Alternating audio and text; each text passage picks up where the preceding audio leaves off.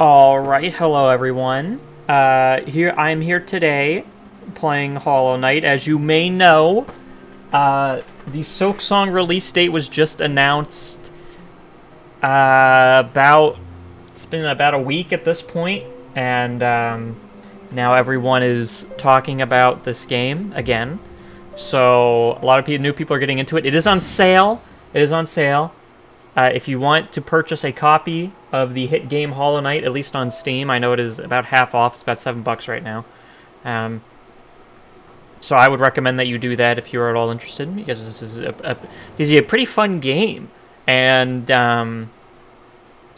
if you want to get ready for Silk Song, then yeah, it's a good time to play it. And I myself have been replaying it here, so I thought it would be fun to make a video showing you all my masterful tips and tricks that I've garnered over the years.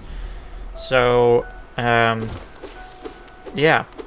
So you start off in this shitty little hole, and then you just, yeah, you have a jump move and you have an attack move. I know. Tell me if I'm going too fast. This is a lot of mechanics. So the first thing that you want to know is that when you kill enemies, they drop little monies. It's called Geo. You want to get it. You want it. You can also find it in little veins. You can get that too. And you can read the signs if you press up. It's like, whoa. That tells you a main mechanic of the game. That's crazy. I wouldn't have expected that. Wow, okay. It's been about 10 seconds and I've already gotten hit. There's the Hollow Knight Master technique coming at you.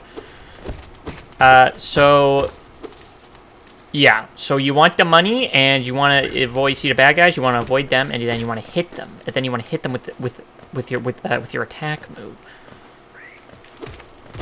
And then watch out for the things. This part's pretty simple. This is pretty straightforward. This little tutorial area will tell you everything you need to know about the basics. Also, you want to kill these things because they give you extra health. In the top left, you see your health bar. You get extra health.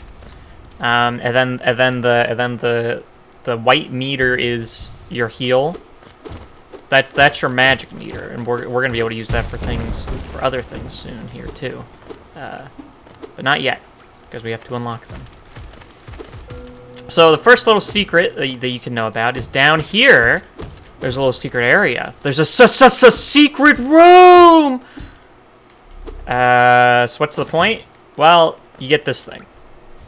You get your first charm. Why you get your first charm on the first screen of the game? Isn't that awesome? What the hell is a charm, you might be asking? Don't worry about that just yet.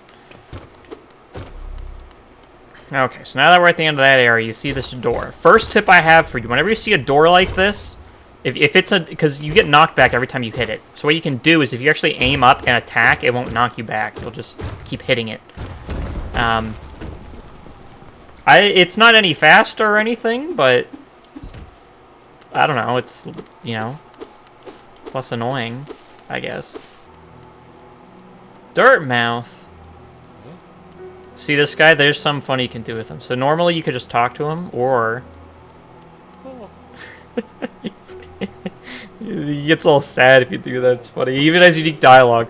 How should I do? Oh, this is Elderbug. Oh, you came back. You walked straight past me. I thought maybe I faded away along with this town. I'm not gonna read the dialogue. You can read the dialogue. You can read the dialogue on your own. I'm not your fucking babysitter. So yeah, he just tells you to do the thing, and then you jump down the thing, and then you're in the thing. Now, if you want to do some exploring, you can, or you could be like me and just already have the map essentially memorized, so you know exactly where to go, and you go this way. Whee! Jump down here. If you just go in the center of these things, you just fall all the way down, and that's where you want to go. It's good. It's good to fall all the way down. Then you see this guy. You want to talk to this guy because he gives you maps. So make sure you pay the man. Pay the man his toll to get into this boy's hole, and then you can get a map. Then you can open it. Like, every time you buy a map of this guy, they look like this. Like, this is not helpful. That's intentional, though. But, like, it gives you a basic idea where you are. So, like, yeah. So you just see where you are. And then you go... It's like, oh, maybe the scary guy is where you want to go. So let's go there. Okay, so... After a few rooms, you're going to come up to here. And whenever you see this sign, you want to follow the sign. Because it's important. Because you'll always find a bench, which is nice. This is like... So benches are like how you save your progress. It's like the progress is now saved. You get a full health restore, and you can enter your charms. So we can finally put on this thing. So you have charm notches. Each charm takes up a specific number of notches, and yeah, you get their effects if you put them on. So this one is kind of bad, but I have nothing else to equip, so I might as well. If you're at 1 health, you do more damage. But the thing is, if you're at 1 health, you tend not to be at 1 health for very long, is what I'm going to say. So you always want to pay the troll toll. You especially want to get into this boy's hole, I'll tell you that much. So ring the bell. And this guy comes out, and you can talk to him. And he's like, "Hi there." He's like, "Greetings." And then this is your fast travel. So you just yeah. So you could take him back to Dirtmouth here. And you want to do this immediately because you want to open it from here. So, like, if you ever find yourself back here, you can fast travel instead of having to walk all the way down to the nearest stag station, which would take not that long, but long enough where it's better to avoid it. Whee! Okay, so... I should mention now that this video will have spoilers. I probably should have mentioned that at the beginning. Especially for the later parts, because in the beginning parts, the game is easy and you don't really need tips and tricks. But here is an exception, because there will be a tip/trick here that might help you out if you are struggling with the first boss. Because, spoiler, that is where we were going. We were currently at that place that I mentioned earlier with the big scary guy. So... let's see how big/scary this guy is/can be. Ignore that. Wait, hang on. Okay, now I'm ready. Whoa! Okay, so you to fight this guy's pretty easy, but he is the first boss that you fight, so you might struggle with him a bit. You just want to get in there, hit him a bunch, jump over his things. He's pretty slow, and he'll come out and you just hit him. Pretty standard stuff. Okay, and then this part might get you. You just want to stand here. Just stand still until you see danger approach, and then you dodge. Okay. But you see, the thing about this guy is you don't actually have to fight him. See, after the first time he jumps down, did you see, like, the little crack broke up there? So after his first phase is done, you can just break that wall, and then you can just come down here.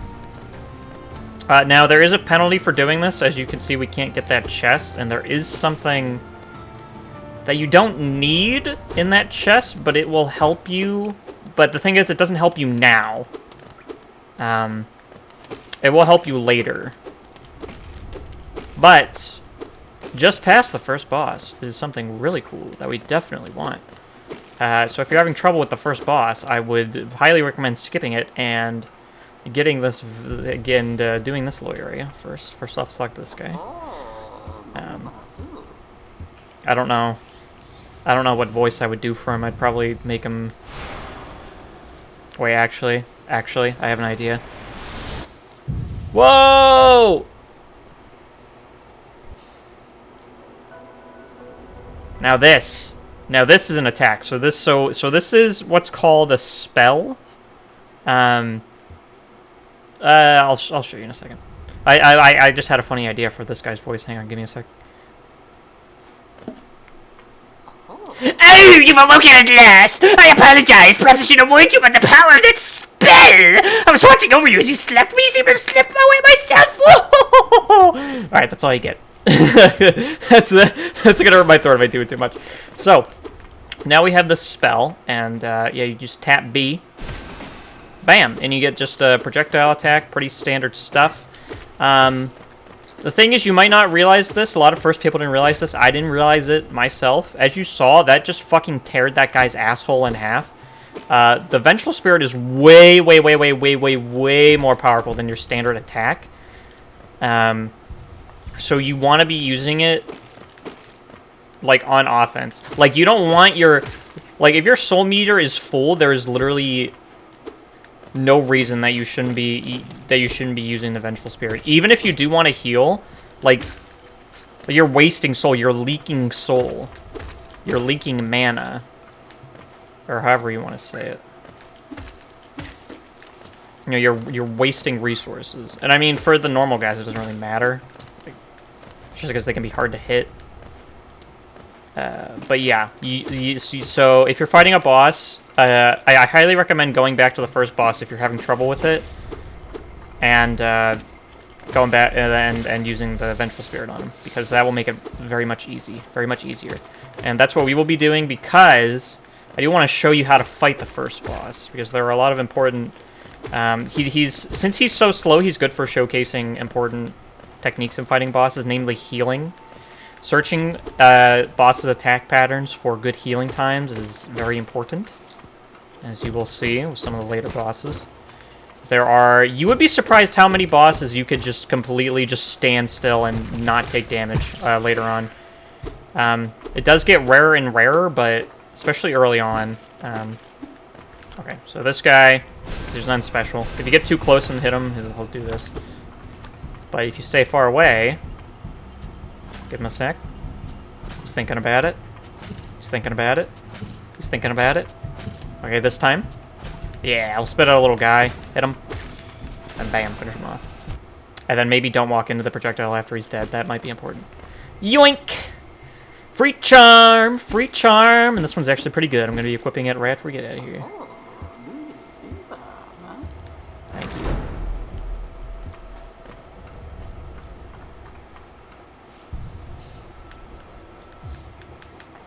Yeah, so this one gives you more soul when you hit enemies, so this one's really good. Again, another reason to delay fighting the first boss, even just by 5 minutes. Alright, so we're back here. This should not be an issue. Just, okay. So just wall up on him. You can get him while he jumps up. And just, yeah. So, as you can see, you only get soul when you hit the main guy, which is fine because it fills you up completely. You could just wall up on him. Oh my god! I usually don't skip him because it doesn't it takes longer because you have to walk all the way around. But yeah, so the first boss introduces the main. A lot of bosses have this thing where they will stagger after you hit them a few times, and they'll just sit there and recoil like this. Here you actually have to interact with them. They're making sure you know what's happening. This is a great time to heal. It doesn't usually last this long for all the other enemies, but whenever you see them stagger, it'll make a big sound, and you'll know it'll be big and scary and stuff. And yeah, that would be the perfect time to heal. So now that we've done that 3 times, we hit him a bunch. Yeah, he's not too bad. He's not too bad. You might struggle with him just because it's your first time. And from beating him, we get the City Crest, which is something that will help us later. Quite a ways down the line, actually, it'll help us, but it will be helpful nonetheless. So if you even want to skip this guy until... I'll tell you when that comes in handy. So, yeah. And then this way, this is why we need the spirit, because there's one of these guys here, and you know how these guys work. Okay, now we're going on to our next area. Yippee! So excited. Okay, tip 1, don't fall into acid. If you see acid, don't fall into it. You can tell it's acid because it's bubbling. It's all bubbly. Like a nice Kohler. Greenpath! This is one of my personal favorites. I really like the song. Yeah. Okay, so tip for Greenpath. A lot of the enemies here are a little tricky. They like to hide. They like to spring up out of nowhere. Also, there's a bench up here. Check our map. We don't have a map for Greenpath because... oh my god. excuse me. We don't have a map for Greenpath. The map that we bought was for Forgotten Crossroads, which is the first area. It's not for this area. So we need to find our friend Cornifer again. And we need to talk to him about our car's extended warranty. God damn it, I was about to show you an awesome tip and trick. There is a tip. I'm really bad at it, but you can do it. I think you actually... Fuck. Yeah. If you turn around and then do 2 Vengeful Spirits, you can get up there, because it, like, recoils you back when you use it a bit. It's a really hard trick. I have a better plan, which is going to incorporate a main mechanic that we're going to be seeing throughout here that you can use to your advantage, and that will be the pogo bounce. So if you lure this guy up here, you can just bounce right off of him and go up there. Yeah, so make sure you're bouncing off enemies with this down pogo bounce, because it's really helpful.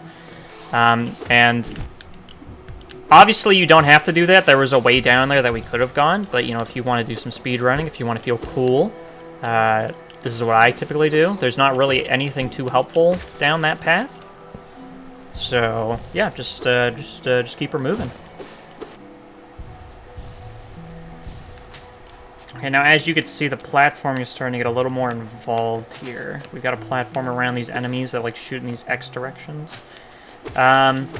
If you're starting out, my best piece of advice is to be patient, especially in Greenpath. As I said, a lot of tricky enemies. A lot of them are hiding in the walls, and they take a second to spawn, or they're like those guys, and they just explode. Just take a second, learn the patterns of all the enemies, and take your time. As you can see, here's a tricky guy. This guy's hiding in the leaves, and he won't come out until we do this thing. So he has a shield, so we need to be careful of that. One of the best things to do... Yeah, see, so he'll hit you, and, like, you can't really hit him from the front because he has a shield, right? So what you gotta do... Well, I guess you can hit him like that, but it's really dangerous. You want to jump over him. Okay, well... Die! You want to jump over him and pogo off of him. Usually he doesn't bounce backwards like that. I just suck. But yeah, we'll be seeing more enemies with shields and bigger enemies that you need to pogo, like flank them from behind. See, yeah, look at that. Those little moss guys will get you if you're not careful. Just pay attention. Keep open ears as well as open eyes, because you can hear the rustling of the leaves. Definitely pay attention to the sounds as much as the visuals.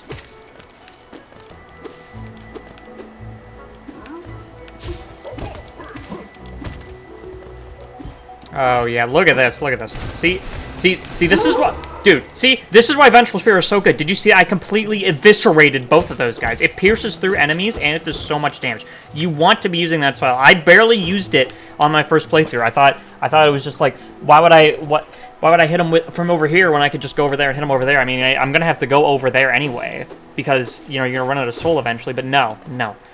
Hit them with the Vengeful Spirit. It's so good. See, these guys you just keep pogoing and pogoing. Yeah, well, not if they do that. Yeah, pogo them a bit, and then just hit them with the thing, and then, yeah. And then over here, if you do enough exploring, you're going to find these guys, little grub guys, and they're trapped in jars, and they get all happy when you show up. But if you go away, then they get all sad again. But you don't want them to be sad, you want them to be happy, and you're going to make them extra happy by breaking open their cage, and you go, and then they're free. And they're free, and you want to open up you want to save as many of these guys as you can, because you know, there's good stuff. I'll show you the good stuff that you get from freeing them later. See, look at that, another tricky enemy appears right out of the moss, tries to dash at you again. Just keep your peepers peeled and your weepers wheeled, and you're gonna have no trouble at all. Okay, now. We did not find Cornifer. I believe Cornifer was down that way, but it doesn't matter. If you recall, we saw this strange person a while back, and now she seems to be a little mad at us, unfortunately. And she is going to attempt to fight us. And this is the first real boss. Hornet is hard.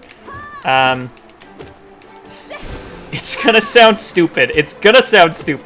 But one of the best advice I could give you on this boss is, for one, stay on your toes, obviously, duh. But listen for the voice lines. Like they tell you what she's going to do. Also, whenever she's staggered, that's a great time to hit her with a Vengeful Spirit because she's standing still. It can be a little hard to hit her. See, like, listen, like if you hear her go, Agale! That's when you know she's gonna do that weird circle area of denial attack. When she says, when she goes like, ha! Like that, that's how you know she's gonna throw it at you. That's also a good time to Vengeful Spirit her. And yeah, yeah, so just know what move she's about to do through the voice line. It's very helpful. Edil! Shaw! So yeah, whenever she goes Shaw, get ready to jump over her because she's definitely going to ram you. Yeah, obviously it's not going to be that easy for you on the first time. I got my ass handed to me by this boss over and over and over again on the first time, but just keep at it. And yeah, you will eventually beat the first real boss. And I don't know why it takes so long for this door to open up after you beat the boss. I think it's giving you time to test out your new ability that you got. Oh. Also, this happens. Pay the snow mine. This isn't important. This will certainly have no repercussions later. Or yeah, no, this is important. So now we have our dash move.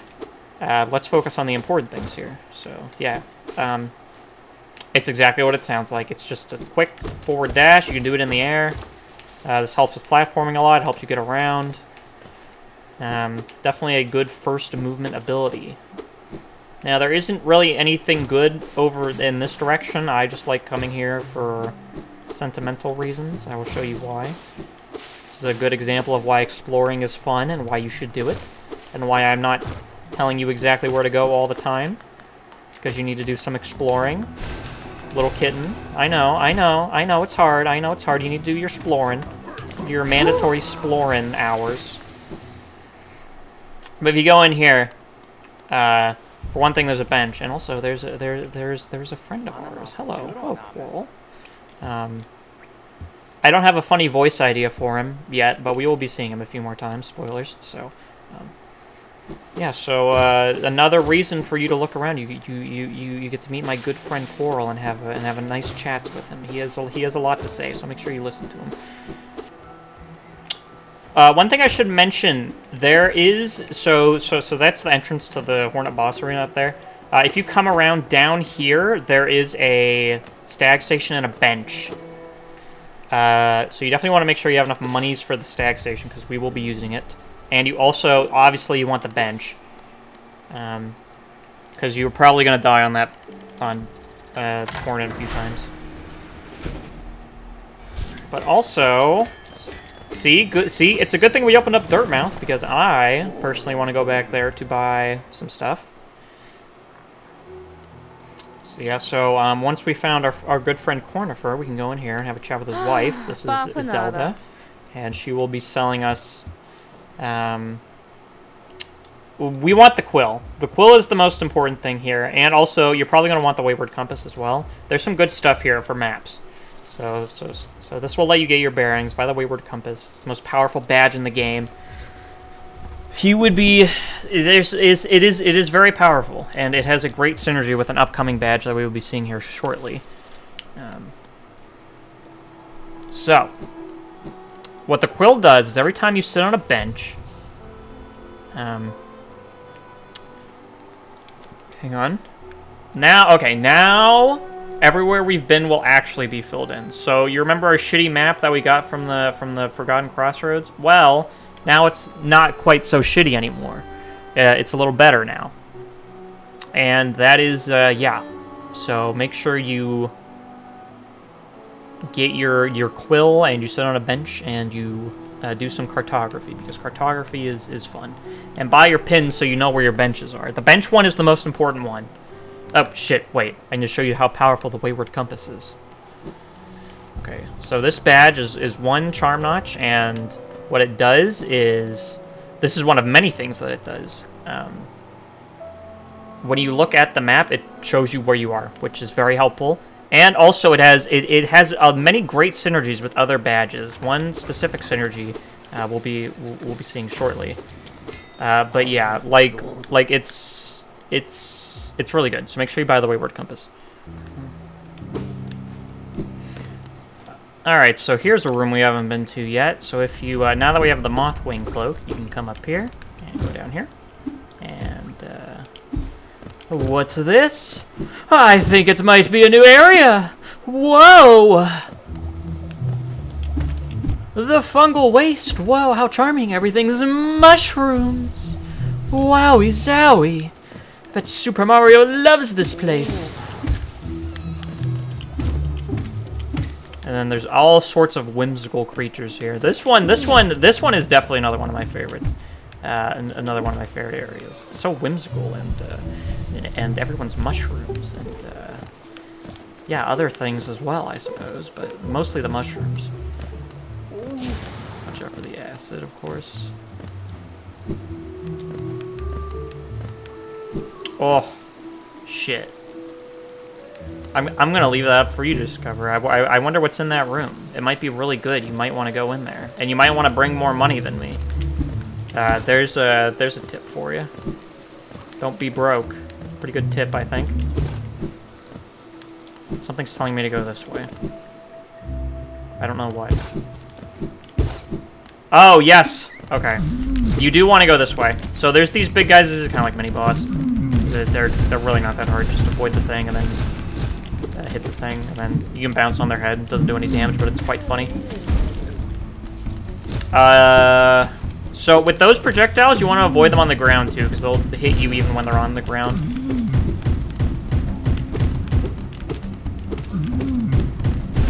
Just, always remember, use your Vengeful Spirit. I cannot stress that enough. And then, why you want to come here is you get a free Charm Notch for free!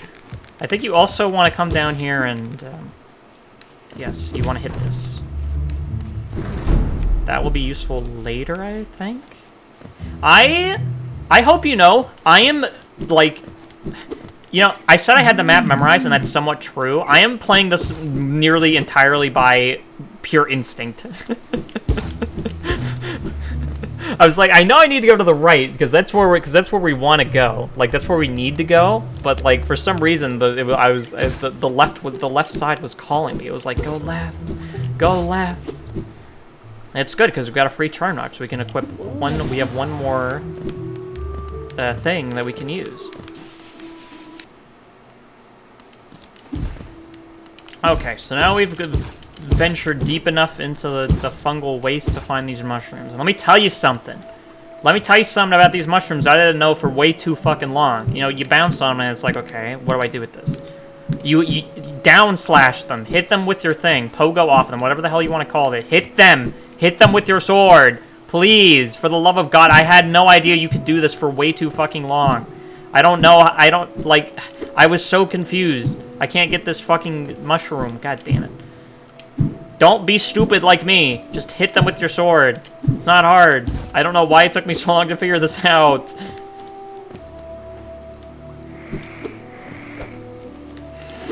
So we've made it to the Mantis Village, and there's some Mantis guys here, obviously, as the name would imply. And again, this is where the enemies start getting a bit more complicated. They start to have a few moves. As you've seen in Greenpath, some of them have a few moves. Well, they're starting to become a lot more common now. The flying ones only have one move where they jab you. And you just gotta, yeah. I mean, you can even hear them when they're about to attack, so just back up a bit when they do that, and you should be fine. Oh, shit.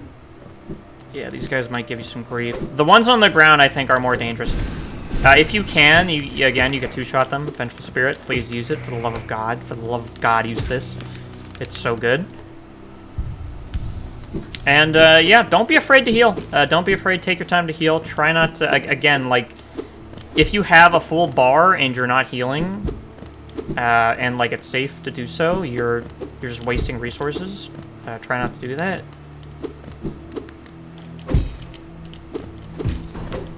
So, the best advice I can give you on the Mantis is try to bait out their attacks.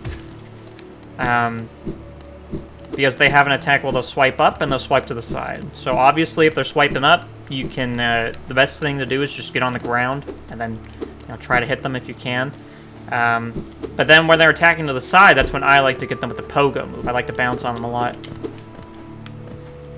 Usually I can get like 1 or 2 hits in when they're doing the side charge.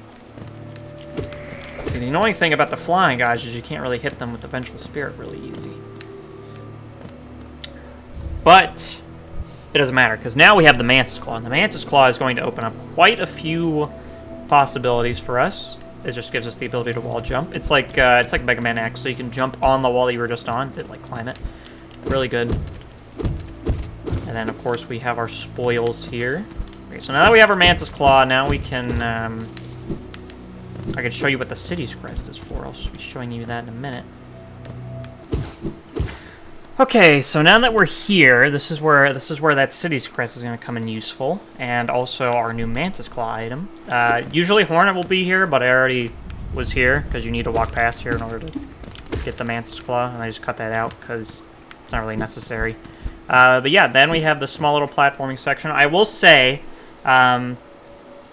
if you're new, I would highly recommend filling up on soul and getting to full health before trying this challenge, because the platforming can be, I don't want to say awkward at first. It can be a bit strange. I don't know how to describe it. It's like, I don't know. Like, it doesn't feel bad. It just feels unique, I guess. But, I mean, you shouldn't have a hard time adjusting if you've played other platformers. It's not like it's crazy insane. So this is why we need the City's Crest first. You see this guy here? He looks like the guy that we fought earlier. And if you give him a City Crest... Da-da-da! This opens. And then it closes right behind you. So, yeah, hope you weren't hoping to leave anytime soon, because you would be SOL. So make sure you have all your affairs in order before you come in here, because it will be not too long before we're able to leave, but, you know, you're not going to be able to go back to Dirtmouth for a while and buy more maps, map stuff. So just keep that in mind.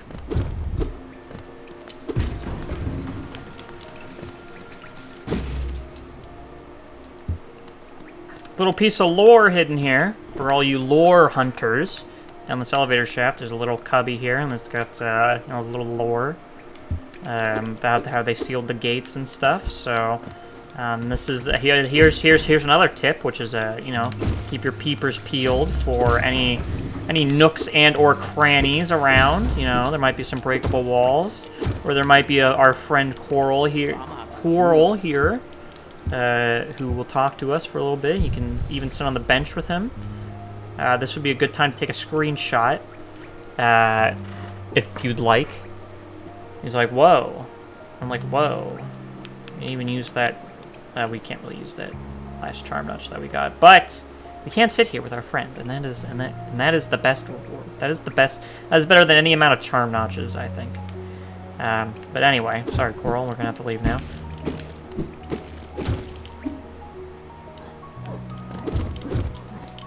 Okay, so these guys, again, starting to see a lot more dangerous enemies. They start running at you now, and their attacks are much faster.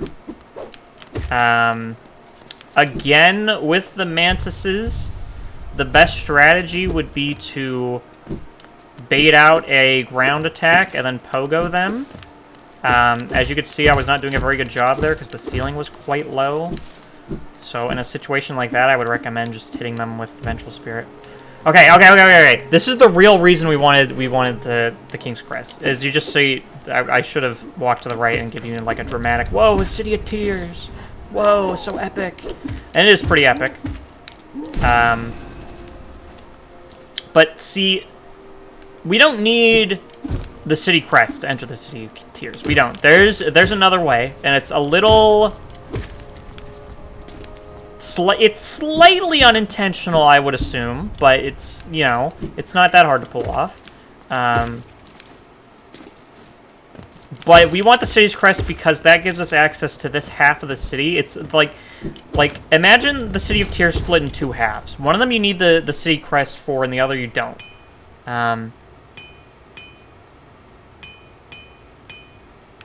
Wait, sorry, I'm explaining it bad. Okay, but whatever. The reason we want the city crest, the reason we wanted the city's crest and why we wanted to beat the first boss is so we can talk to this guy as soon as possible.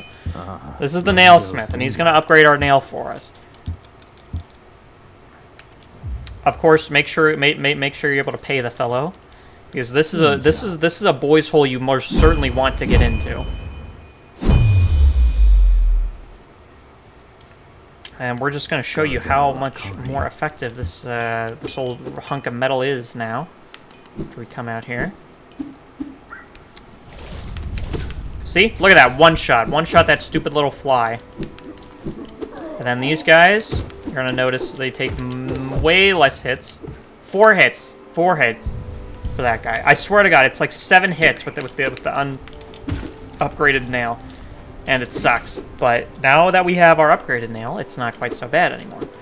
I believe I did misspeak. You don't need the city crest in order to get to the nailsmith. What I should say is, think of the City of Tears is split into 2 halves. One half you can get to with the city's crest, and the other half you can't. Wait, actually, I think you do need the city crest, don't you? Well, whatever. The point is, you want the city... I'm sorry I'm making this so complicated. Just get the fucking city crest. Just get it. Just get it. You get your nail upgraded, and you get... There are important things we have to do here before we can move on, so just ignore me when I'm being stupid. Please. Don't split City of Tears into 2 halves. Just... have it as 1 half.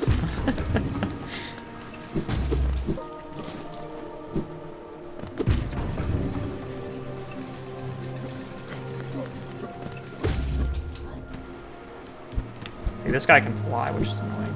You just run right by him. I would recommend fighting more enemies to get more monies. Because you do need monies. We are going to need way more monies than we have, so... Tip. Don't be broke. I know I've said that a few times, but it is important. This is an important tip. It's not even a tip. This is you just need not to be broke. All these fat guys, fucking assholes. They have a big overhead slash. Try to bait out their charge move, and then pogo on them. Or maybe, yeah, I wouldn't try to take them on from the front because that overhead slash is really hard to avoid. I think we can open... Yes. Oh, you also want to talk to this guy. See this guy here? I'm a son? There are relics that you can find, as he's telling you. If you manage to find any relics, bring them to me, and I'll give you a fair amount of geo for them. So, if you ever need any extra cash, you know, you'll get, I'll show you what the relics are when we find one. But you can get a good amount of money from that guy, which again, as I just said, you need money. So yeah, there we go. There we go. That's how you do it. We're gonna need a fair amount of money, so keep your eye out. Again, look for nooks and crannies, breakable walls, bottomless pits that maybe aren't bottomless pits, things like that. These guys are annoying because they will not only will they throw lances at you, they will also dash you like that. It gets very precarious when because they're gonna start throwing multiple different types of us at the same time. So it'll be like a flying guy, then a guy on the ground, and then that's where it starts getting hard.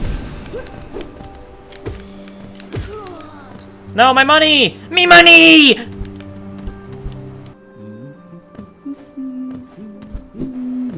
Of course, make sure you have your money here, because this bench is going to be very convenient. This is a convenient one.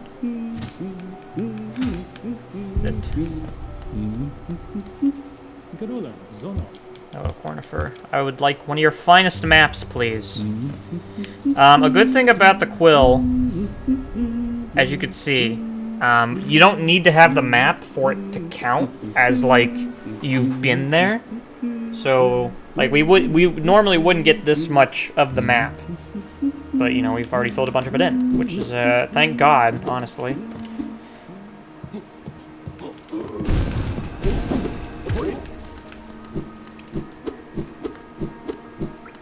Okay, now...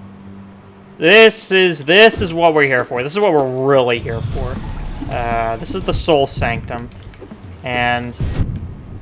as you can see, this guy's kind of an asshole. Like, you definitely want the upgraded nail for this part. Because this is,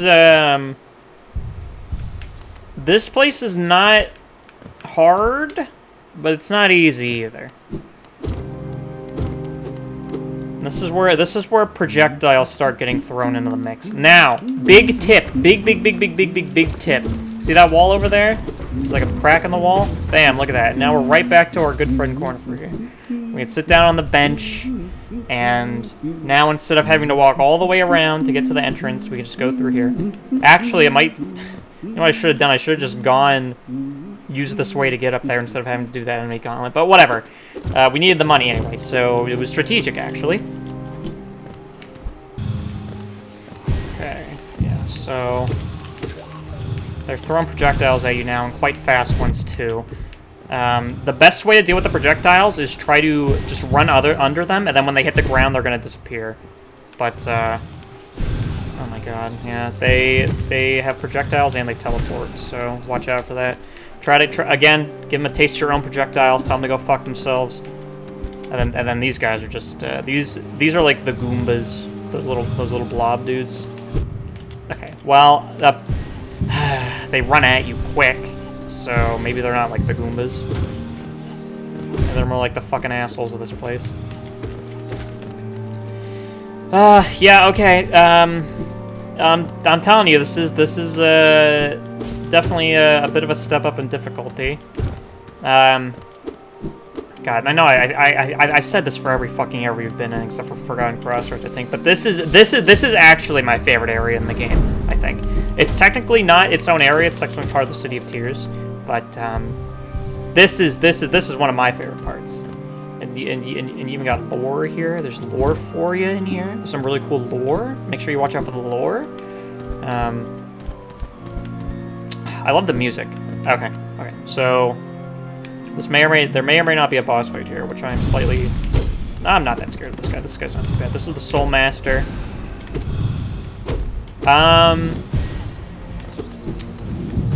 You definitely want to play this guy defensively. You want to see, especially when you're first starting out, you want to see what he does and then counterattack him.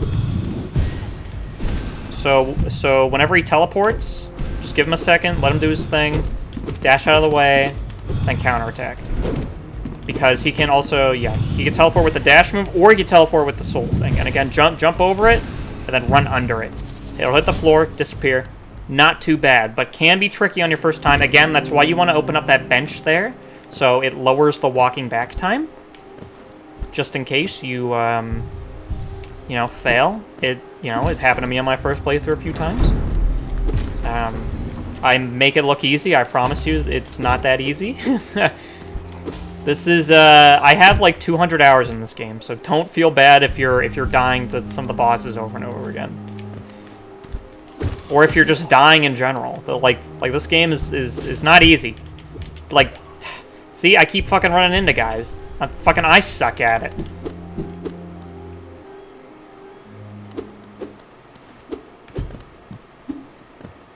Oh boy, okay.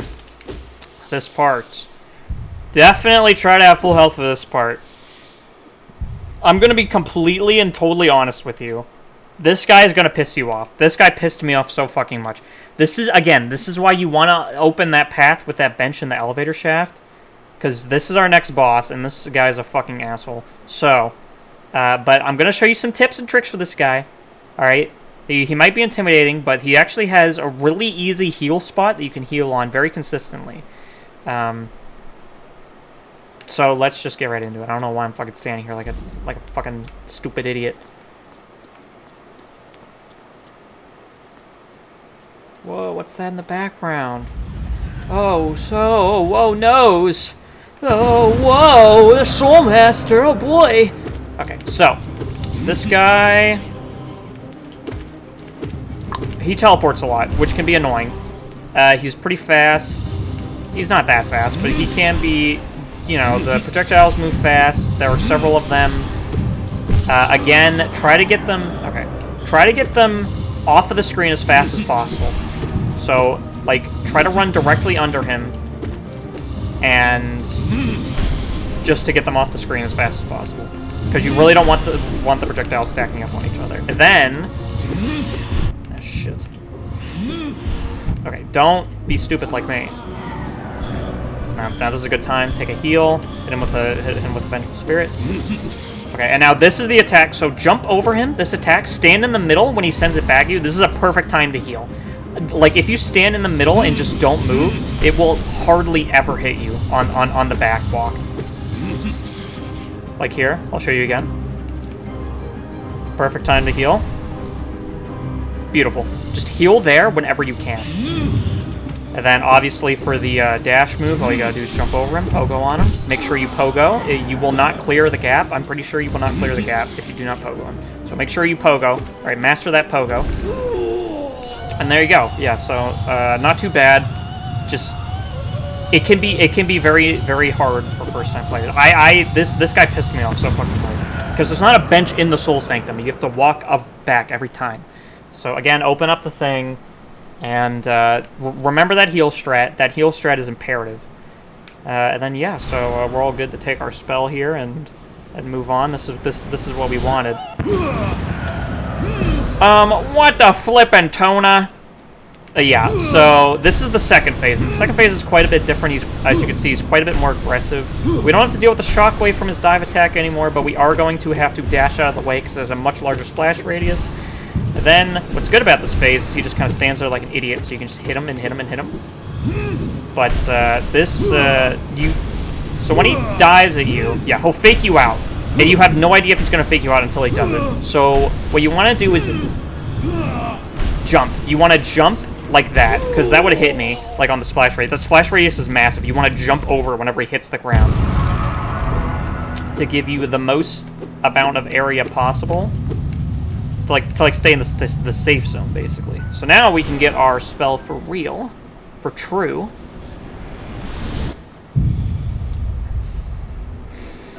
The Desolate Dive.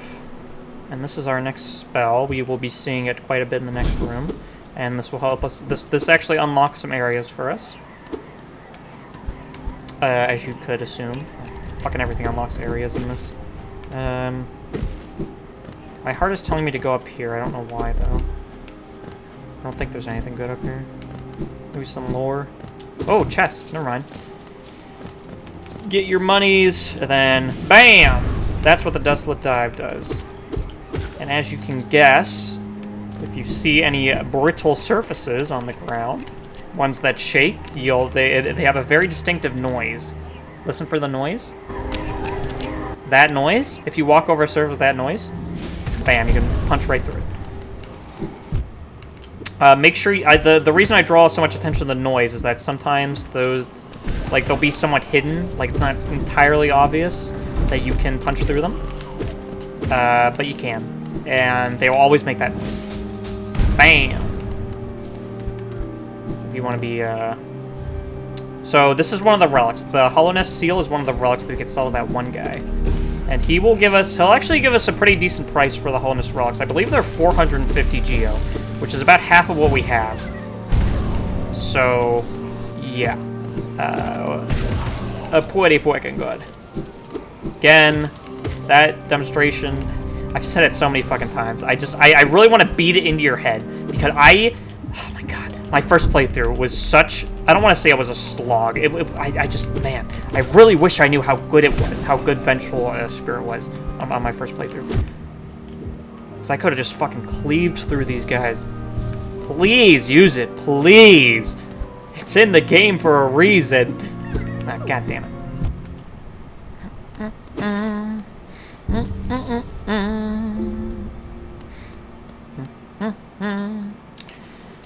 Okay, so now that we've made it here, let me just show you where we are on the map. We're all the way up here, a little past the Soul Sanctum entrance, not too far. Now that we're here, we have unlocked this stag station, and now we can escape the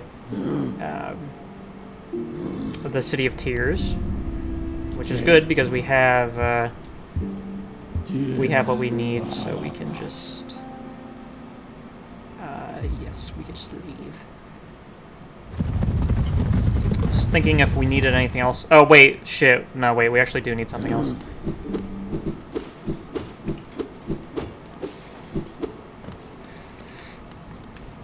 Yes, we need to fight this guy. This is, okay, this is like probably the first boss you're actually supposed to fight in the game, so this guy's, yeah, you just hit him. You hit him.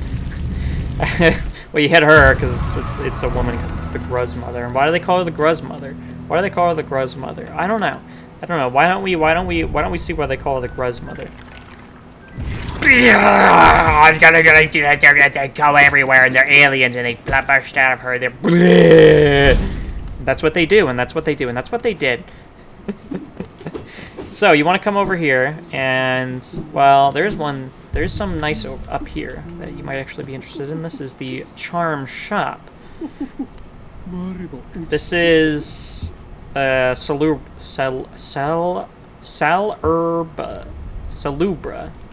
This is the Charm Lady, and she sells you some good charms.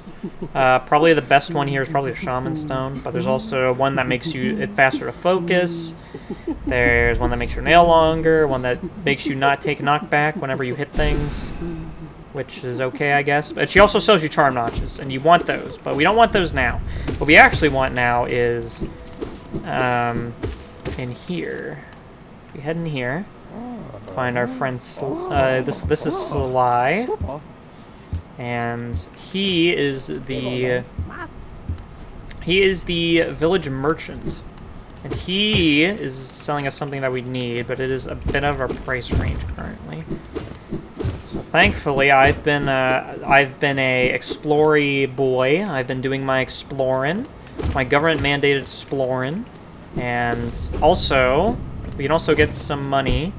I've been doing my exploring, so I've been finding the relics that we can sell to, what's his face? And also, there might be something good waiting for us around here. Okay, so up here... So up here in the elevator shaft that we've seen before, if you walk over here in this room, I'll show you on the map, This is the reward we get for the grubs. So this guy will give you some money. He is very happy to see his kids again. And what's this? What's this? You can even get a special little trinket from him. Whoa! So yeah, this is why you want to watch out for the grubs. And of course, you want to save them, right? Because they're so. I mean, just look at him. I mean, what can you say about that perfect face? You want to save him. You need to save him. Look at him. Look at him. You need to save every single one of them. So I mean, it's not like you even need the money. I mean, they could have made it so he doesn't give you anything. You know, they probably should have made it so that he takes money from you every time you save one, because you know, it's worthy. You know, it would still be worth it even if it took money from you to save them, I think. Personally, that's just me though. So I personally would not argue, but you know.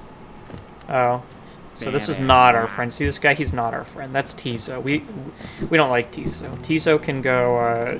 Tizo's not a good guy. Tizo murdered my family and he burned my house down. So we don't like him around here. All right, so we're selling our thingies, and I'll tell you a bit about them. Every time you sell them to him, he has something to say. Opal. Helmedelka. Yeah, we don't have any more relics. What's his name? Morris Lem. His name is Lem, that's right. Sorry, I don't really remember them by their names. I remember them by the funny noises that they made. Primarily, Velmi Archert. I remember that. That's I don't remember him as Lem. I remember him as that Velmi Archert guy. So unfortunately, because I didn't grab enough monies on my little adventure here. I have to walk all the way back. See the map? I have to walk all the way back up there to the stag station, and then go back to Dirtmouth so I can purchase my little goodie that I need. So again, don't be broke. I've said it enough, but don't be broke. Make smart financial decisions. Make sure you fight enemies. I've been skipping most of the enemies. Make sure you fight enemies, please.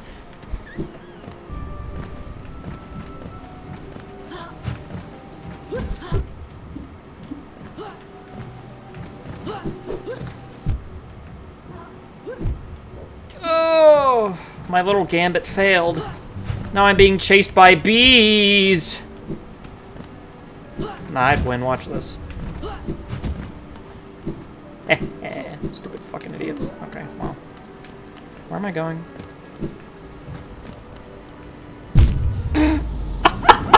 Okay.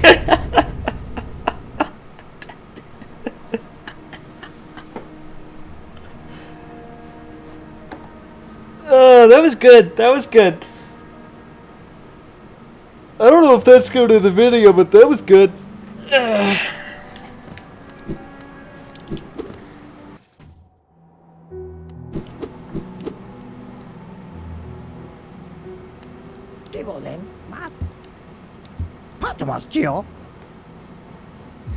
Okay, this is what we want. We want the Lumafly Lantern. It's 1800 Geo, but we do need it. We need it now. We can't really go too much farther without it.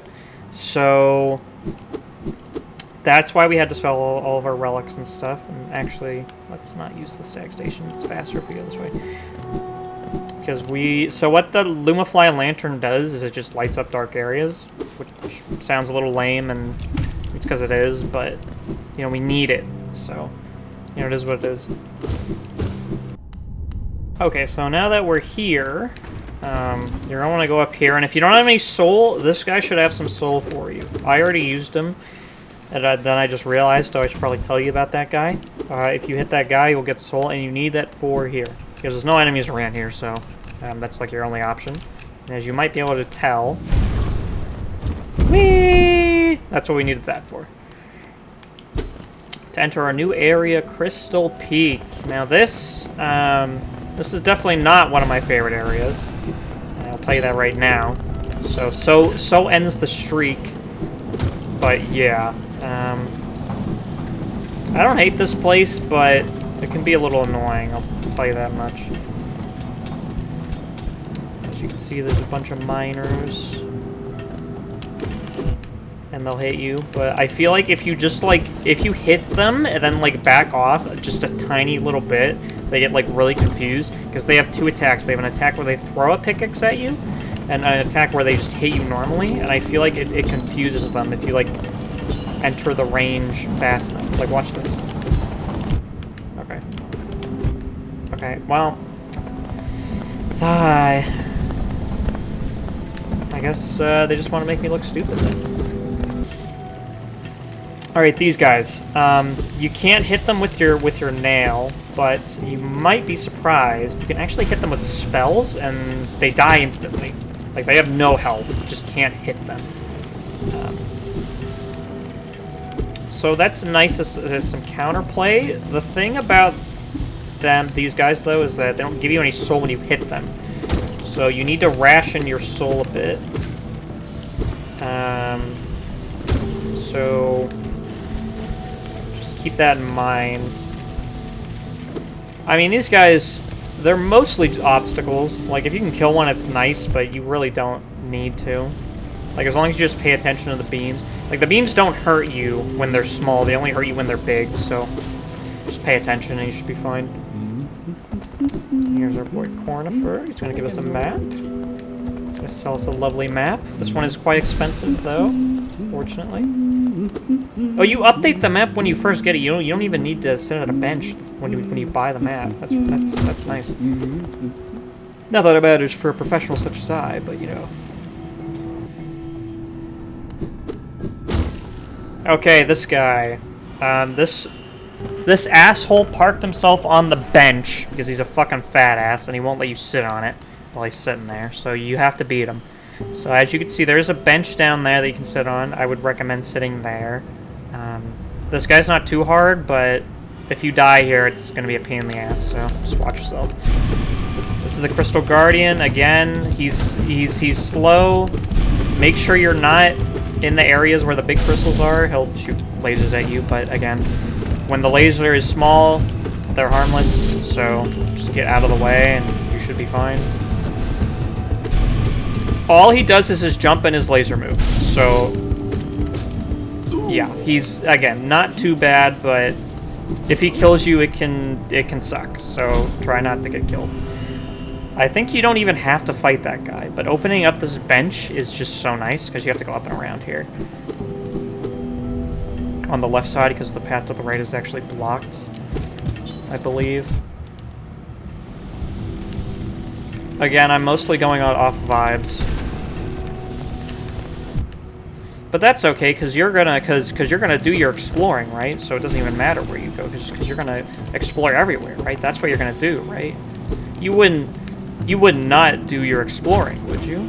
You would explore. You would explore. I don't even know why I'm asking you this. You're gonna explore, so it doesn't matter. Okay, so make sure you come over here and flip this switch, because this will open up a shortcut. As you can see, we can actually go through here now. So make sure you hit that switch.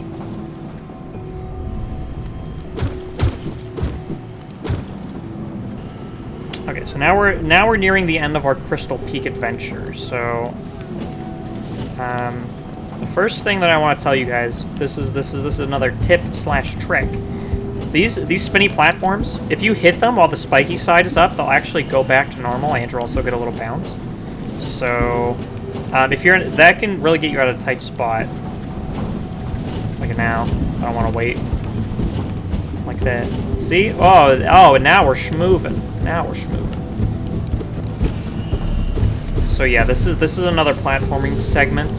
I would recommend having full health, but this one, I don't think this one's as hard as the one in the Fungal Wastes to get to the City of Tears. I think this one's actually a little easier. Hopefully you will too, because it can be, it is quite a bit longer, isn't it? Yeah, see, here's a helpful place where that little tip comes in handy.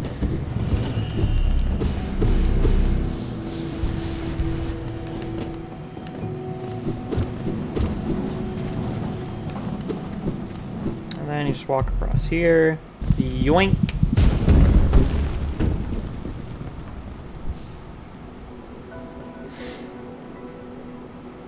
Okay, we get our next movement ability, the Crystal Heart. This one's not too exciting. It's pretty situational, actually, but, you know, it lets you super dash. There are times where this makes you go a little faster, but, like, you can't move while you're doing this. It's just a straight shot, so not too helpful for the movement. You're not going to be using it as much as the Mothwing Cloak or anything like that, but, especially the Mantis Claw, you're not going to use as much as that either, but, you know, a fun ability that we can now access some new areas with, and we will be using it shortly, because there's actually something really, really good that we really want, that we can now get. Fuck. Okay, this is why I fucking hate these smasher things. I'm pretty sure you do have to go through here. So, like, how I would normally approach a mechanic like this is use the screen shake, but as you can see, the screen shake is kind of a clusterfuck, so I just play it by eye. It's like whenever I see it in the thing, like when it's down, that's when I go. So like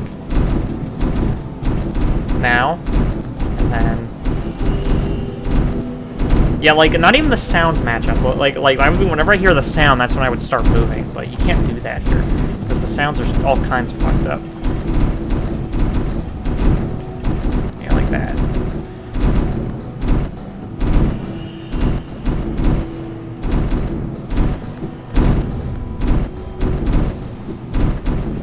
This, I don't like this one.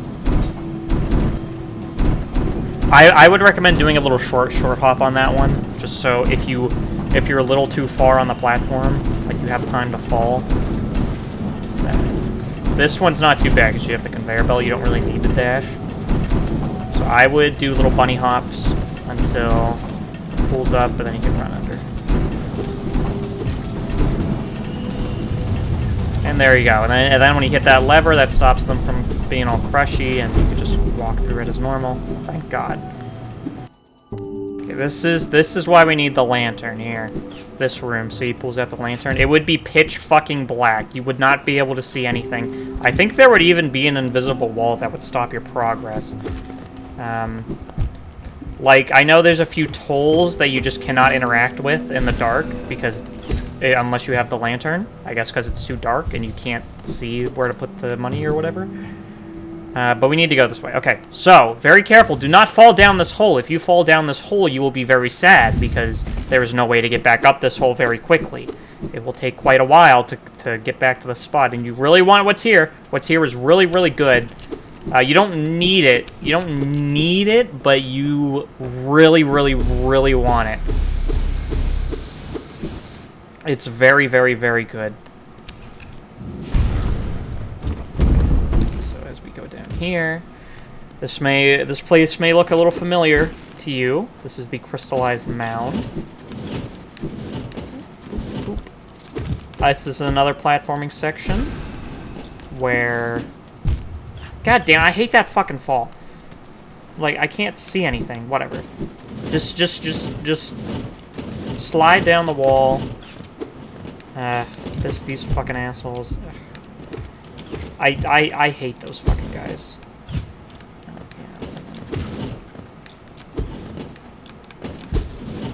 If you hit the crystals they shoot, they go away, so keep that in mind. You don't need to go up here, but I want to because there's a little grub. Ain't that sweet? You gotta save him. You gotta save him. You gotta. You have to. Oh, that's okay. Oh, yeah, see, I messed up there. Just slap it. Give it a good old slap. Give it a good old 1-2.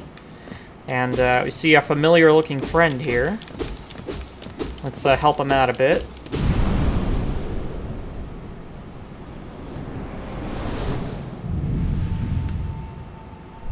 Alright. We just got the Descending Dark.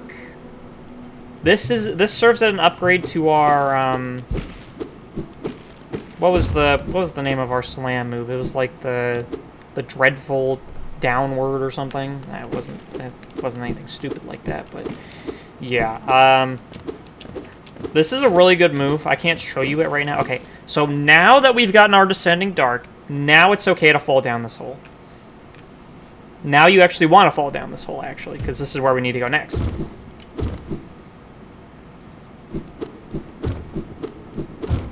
Just walk over here a bit, read the sign. They trap you here, and they go, "Fuck you." That's what they say to you. You can't really skip this. You just kind of sit here, just kind of watch it. Ooh.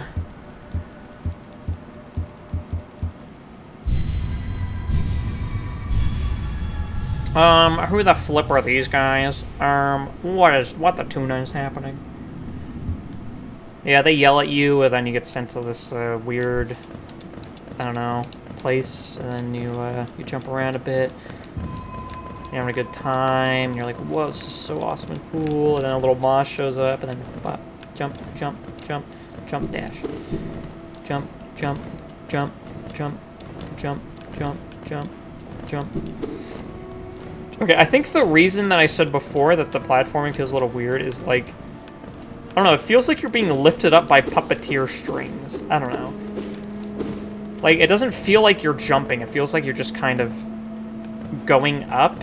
It's hard, I don't know, it's hard to describe. Like your velocity throughout the jump feels completely constant, and then the game just kind of decides you go down now. I guess it's not that, okay, no, it's not like that, but it's so hard to describe. I don't know. Like whenever you stop holding A, oh, this is what we need, by the way, this is the dream nail, we need it. Whenever you stop holding A, you, like, immediately start falling. Or, like, pretty much immediately start falling. So this is our new ability. This is the dream nail. It's so hard to describe. Once you play it, I think you'll start to understand what I mean. But Yeah, so just be prepared for an adjustment period. Why am I talking to you? I don't give a shit about what you have to say. You think I care? You think I care? I don't. I don't care. Whee! Okay, so we are in the resting grounds now.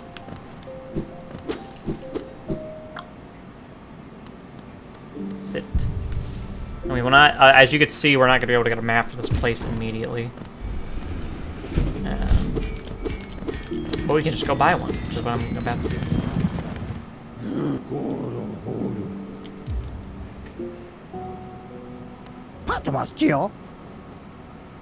Okay, this is what I'm buying Gathering Swarm. This is something you might want to consider buying a little earlier than I did. What this does is it'll automatically collect all the monies. And this is the charm that pairs very well with Wayward Compass. They have a very incredible synergy. I can't even begin to list all the perks that you get from combining Wayward Compass with Gathering Swarm. I'm sure everyone in the comments is going to be telling you what they are. Like everyone's telling you their favorite interaction that they have, their favorite synergy. You get an insane amount of buffs when you have these two equipped. You have to have both of them equipped. You have to have both of them equipped. So don't take one without the other. You have to have both of them equipped at the same time, at all times. So make sure you look in the comments. Everything that the comments say is true. And make sure you leave a comment detailing what your favorite synergy is between Wayward Compass and Gathering Swarm, because it's very important. But anyway, after you've read all those comments detailing all the amazing things that these two charms can do,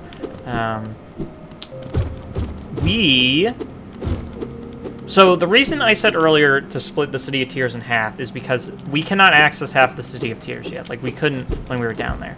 But that's okay, because we are about to unlock the second half of the City of Tears and be able to do stuff.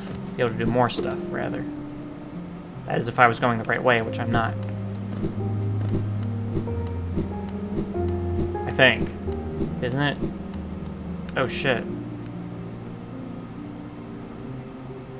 Hang on, my brain's working. I think I could still get down there with the... Can I get down there from this way? No, this is the tram.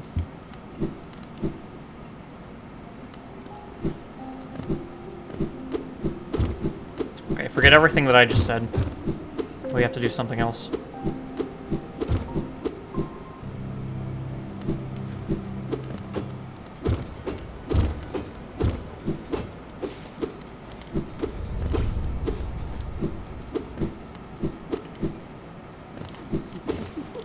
Okay, so where you actually want to go is here, and this is the little trick that I was telling you about. So to access the second half of City of Tears, we don't want to go to the resting grounds. We want to go here. What you want to do is you want to walk over here to this guy. Make sure you sit at that bench, because we're going to kill ourselves here. Just have this guy kill us to death. Thank you. Make sure you kill him as far to the right as you can. I don't think it matters that much, but you want your okay. So this is a good time to explain what happens when you die. Whenever you die, as you can see, in the top left, you lose all of your money, and you lose like your soul gauge is broken, so you can only carry 2/3 of what you normally can. And in order to get your money back and your soul meter back, you got to kill your shade over there, which is that guy. But what you can do is go up here, bounce off that guy, and then grab it, and then you can jump up here like this. Now, ideally, you would want it to be the last hit. I think he takes 2 hits to kill, so I better do it right 2 times in a row. And I did not. That's unfortunate. But, I mean, like, the good thing about this is that as long as you kill your shade and you get your money back, then you can just keep doing this over and over again. If the guy respawned. Whatever, I can just get these guys. Come over here. Come over here, assholes. So yeah, so you need the Mothwing Cloak to do this. Anytime after you beat Hornet, you can do this little trick. This is not how you're supposed to do it. Honestly, I do this every time. I don't actually remember the actual way to unlock the second half of the City of Tears. I think you have to do some more things in the resting grounds, but that's for babies, so... Yeah, this is why you want him killed to the as much to the right as possible. So he won't teleport back as frequently. That should be good. Yeah, there you go. Oh, I mean, you need the Mothwing Cloak. You also need the Mantis Claw. You need the Mantis Claw. Don't listen to me. So this is one of like the 2 times where you actually use the Crystal Heart to go a little faster because you got to go across this whole lake. Whee! Yay! Yay! Yeah, but you can't charge it in the water, so you just gotta keep, There we go. So this is a secret entrance to the resting grounds. I did not know that it was blocked off. Yeah, it is. So, if you come down here, my little brain fart moment, you could see this is where I was. Apparently you gotta open it from this side, but now that we've done that, we can head over here and watch out for this big guy. Watch out for this big guy. You can pogo on him, but he will eventually. Okay, he will eventually attack upwards. I can't believe he hasn't. Yeah. Okay, like that. And as you can see, he does 2 damage. He does 2 damage. Oh my god, that's 1 more than 1 damage. So be careful. This will be a good time. I don't know why I'm using fucking. I can't believe he's still alive. Actually, I can. Wait till he turns around and then. Wow. Yeah, this guy's a bit of a Chad. Okay, I never knew you could do this. That's pretty funny. You just can't hit him, goddamn. Jeez. Can I hit you once? I don't know, whatever. I'm just walking by him, I don't even care. So, now that we've come here, we have this little elevator, and we can go down the elevator. Of course, that's what elevators typically do. They let you go down and up, but this one only lets us go down because we're at the top. Now we see these guys. These guys are... they suck. They suck. Not in the fact they suck to fight. They suck at fighting, I should say. And as you can see, we are in the City of Tears. And you probably don't remember these guys. This is because this is the upper class area, I guess. This is the suburban area of the City of Tears. This is the suburbs. It's where all the rich people live. I guess suburbs aren't for rich people. They're for, like, middle class people. What would you call, like, ultra wealthy, like, the hills? Like, you know... I don't really know where I'm going with this. All the rich people live here. And obviously the first thing you want to do is open the stag station. 300 geo is... I barely have enough. And I guess now would be a good time to let you know about the Pogo. I've already showed it off a bit, but I'm going to formally introduce it. This is the Pogo Spike Bounce. So anytime you see these spikes that, like, reset you when you jump into them like that, you can actually pogo off of them. This one's really awkward to hit because it's, like, above you. But if you hit the right angle, you can do this. And then, ba-da-ba, Hallownest Seal. Wow, it's a free 450 geo just sitting around. Again, put on your Splorin cap. Do your Splorin, do your due diligence, and you will be rewarded. You will get your piece of candy.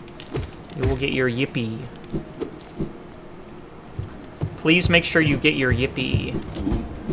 Just walk through here. You don't really need to fight any of these guys. I mean, I should be fighting these guys. As I said before, you should be fighting these guys. But, Okay, so before we do anything, we want to go over here and actually open... We want to open the rest of the City of Tears from this side. So just in case we're in the area, we don't have to walk all the way. We don't have to go all the way back to the stag station and shit. Trust me, it's very helpful having this door open. Like, as you can see, this leads back to the fountain. Okay, but we're not actually here for the second half of City of Tears. We're here for this big hole. We want to go down the big hole, of course. What else do you do with big holes other than go down them? Try not to hit the spikes. I would assume if you've gotten this far, you would know to avoid spikes. They are deadly and dangerous and pointy. So don't touch them. ancient basin. I'm surprised it took us this long to actually. I've been here for like 10 minutes, and it's just now showing me the. Okay, sure, why not?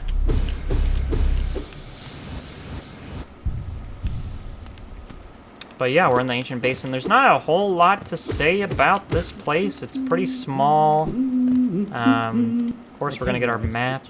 I hope I can afford it. I can. Yeah, pretty small. This is pretty much the entirety of it. Very quiet. Very, very quiet area. I don't even think there's any music. God damn it.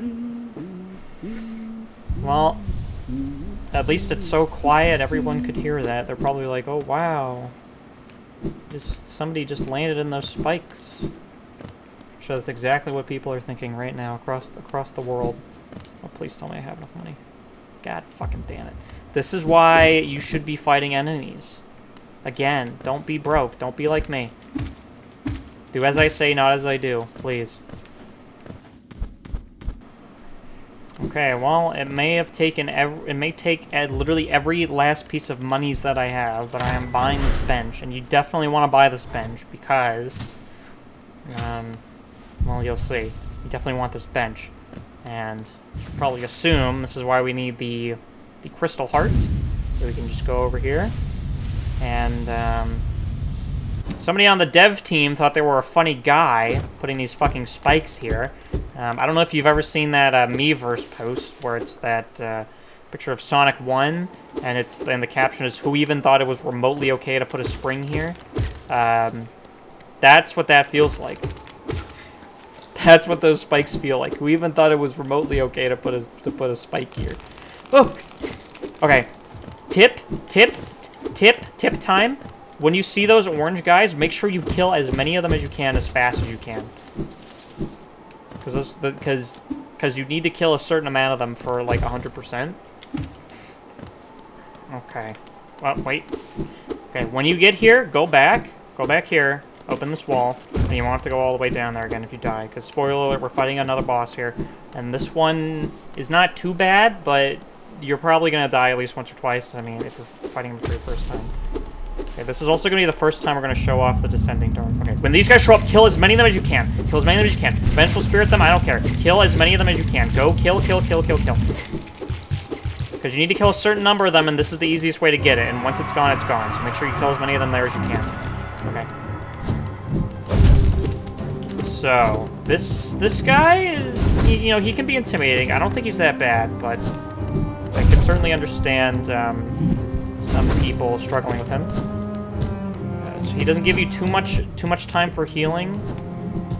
You can try, like, if you're far enough away, like, I've gotten away with the heal there. Then if you stand a specific distance away, I don't remember the specific distance, then you can heal there too. I think it's like the edge of the arena is usually safe. Okay, when he does this, you want to start pogoing. Start pogoing, and then Descending Dark him. So, god damn it. So that's not what you want to do. Obviously, you want to enter the fight in full health. I just wasted my soul because I wanted to kill as many of those fucking light seeds as possible. And again, this is why you buy the bench. This is why you buy the bench. And this is why you don't run into the spikes. We even thought it was remotely okay to put spikes there. This is why you always buy the bench. Because, you know, you're going to die, and if you didn't buy the bench, you're going to have to walk all the way back. And this is also why you break down the door, because if you didn't buy the bench and you didn't break down the door, it's going to take you a fucking eon to get back to this guy. And it's going to piss you off. So, let's try this again. So, he doesn't have that many attacks. You know, like, nobody's going to do. I would recommend stay out of the air is typically a good idea, unless you need to. You know, keep your distance. Try to hit him with the tip of your blade. Run under him when he does that. Hit him with the Descending Dark, because it does a lot of damage. And, good thing about the Descending Dark, I'll show you when he does the bubble attack again. You get so many iframes after coming up from that. If you're in a bad spot, like, there is some casting time, as you saw there, I got hit by that. There is some casting time that can make it a bit awkward, but if you're in a bad spot, it's usually pretty safe to just Descending Dark. That's probably your best bet. And as you can see, it does quite a bit of damage. That boss goes over pretty quickly. Definitely should have been able to kill him the first time, but that's okay. We don't talk about that. And now, we get my favorite upgrade in the game. Oh boy. Oh boy, I'm so excited. I'm so excited.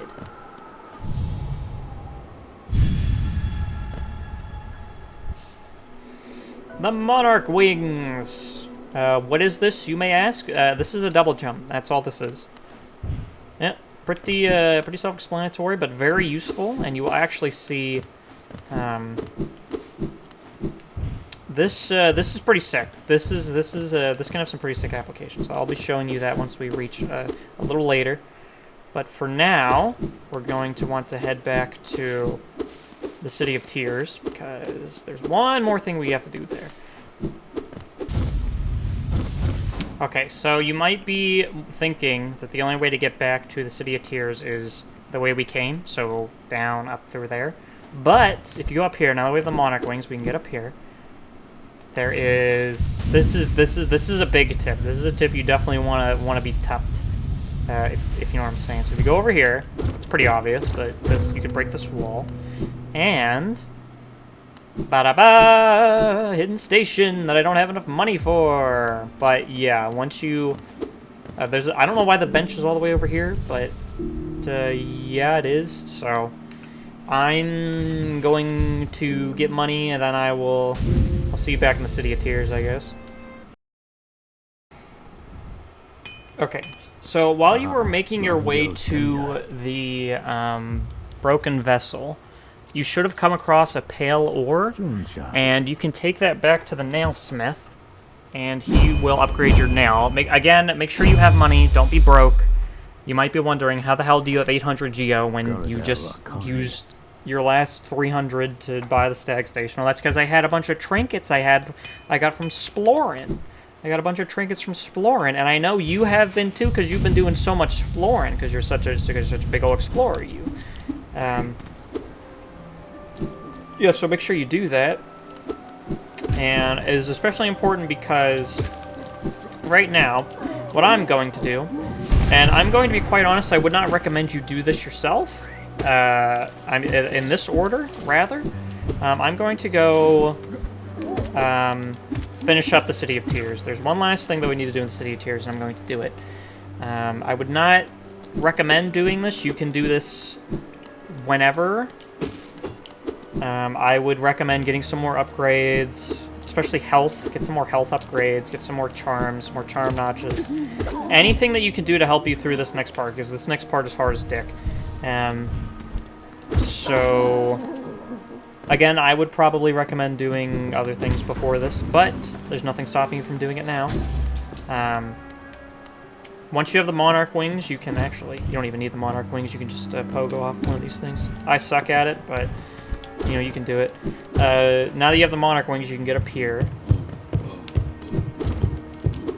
And I guess I have nothing much to say. Well, actually, I do have a little bit to say. This is kind of like an enemy gauntlet. You see these guys? Make sure you kill everyone in here, because if you don't, they're just going to keep following you into some of the arenas. There's like 2 or 3 arenas that you have to do, and they can be pretty long, so make sure you're in the long haul. There's a bench up here. Make sure you sit in the bench, as always. You always want to sit in the bench. I have not been collecting charms. I'm sure you will have so many charms at this point, you won't even know what to do with all of them.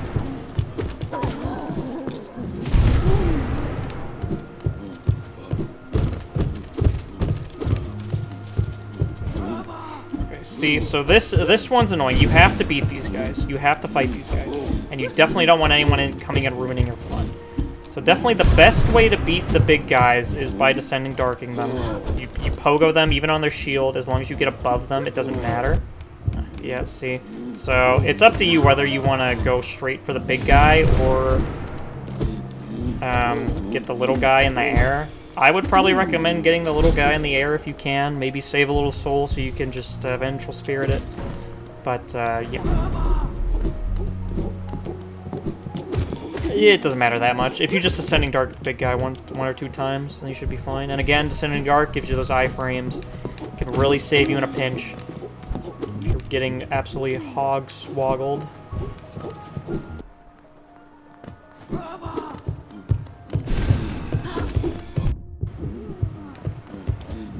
See, so this is...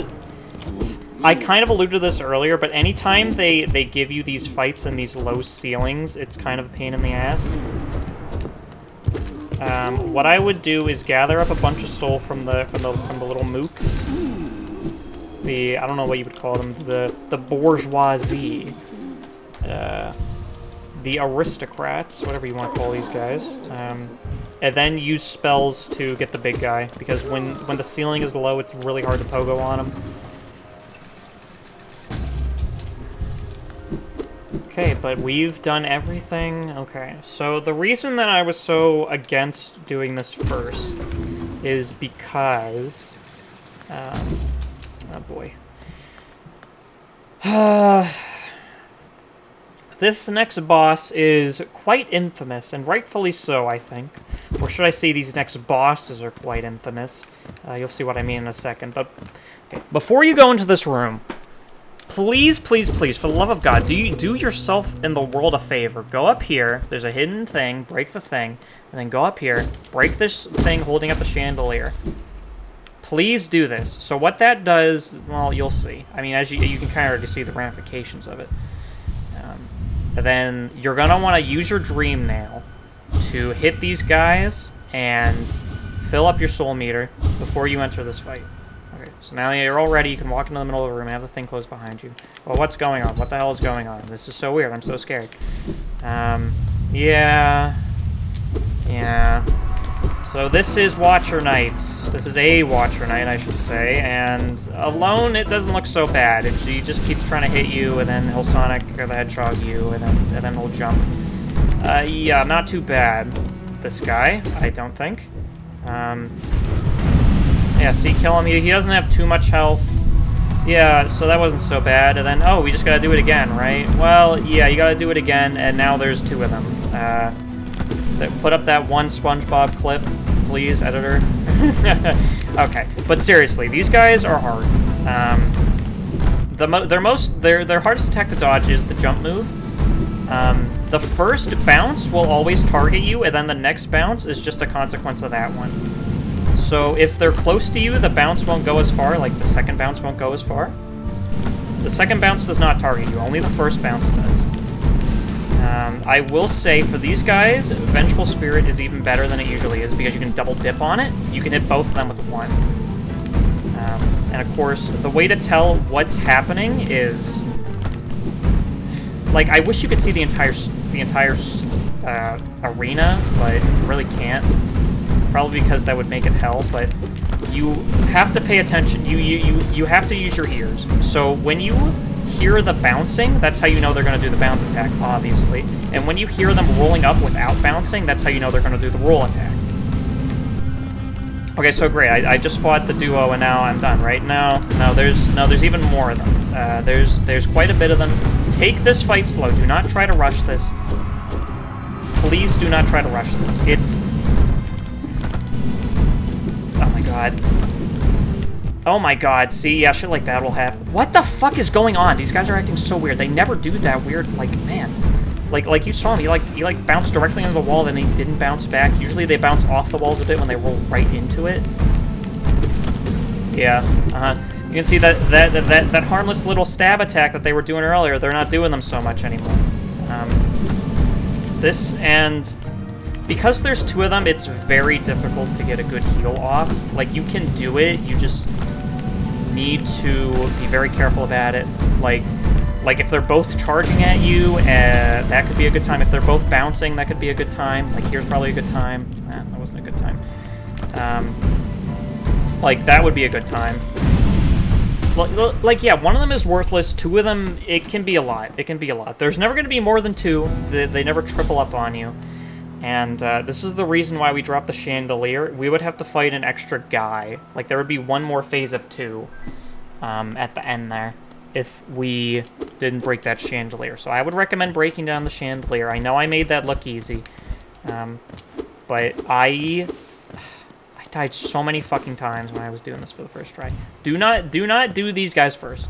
Go do one of the other watchers, one of the other dreamers first. There's a bunch of them. They're all much easier than this guy. The only reason I usually do this guy first is because he's right in the middle of the map, so might as well. You unlock him right after doing the ancient basin, so he's like right there. It's a lot faster to do him first, is what I'm trying to say. Because now we're done in the City of Tears. We have nothing left to do that's not exploring, so...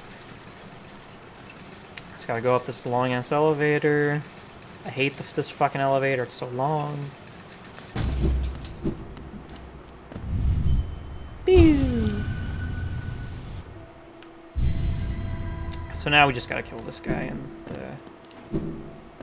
yeah. If he had maybe he had a good reason to have those guys guarding him, because he sucks. You just stab him a bunch of times and then he dies. Oh. Oh, right, and then you gotta focus. I guess you like absorb his power or something.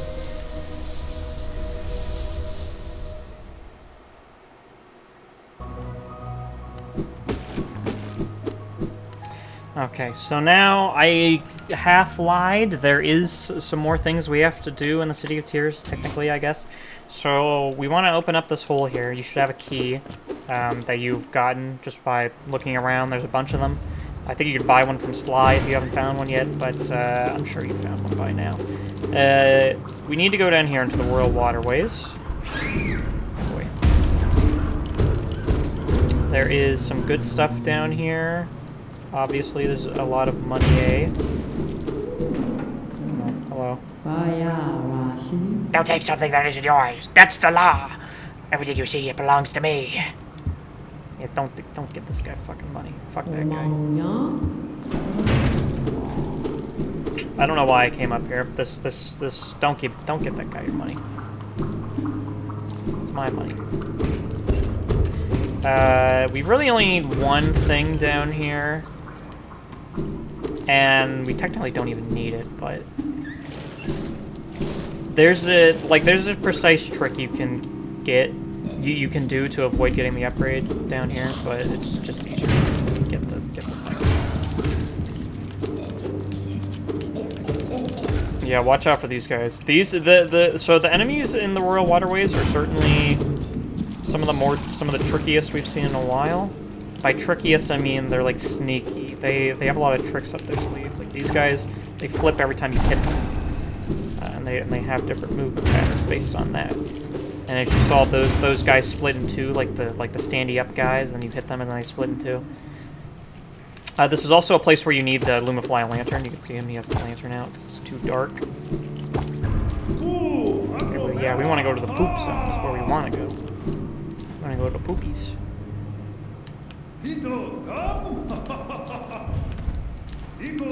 Ego. Mera. Rumast.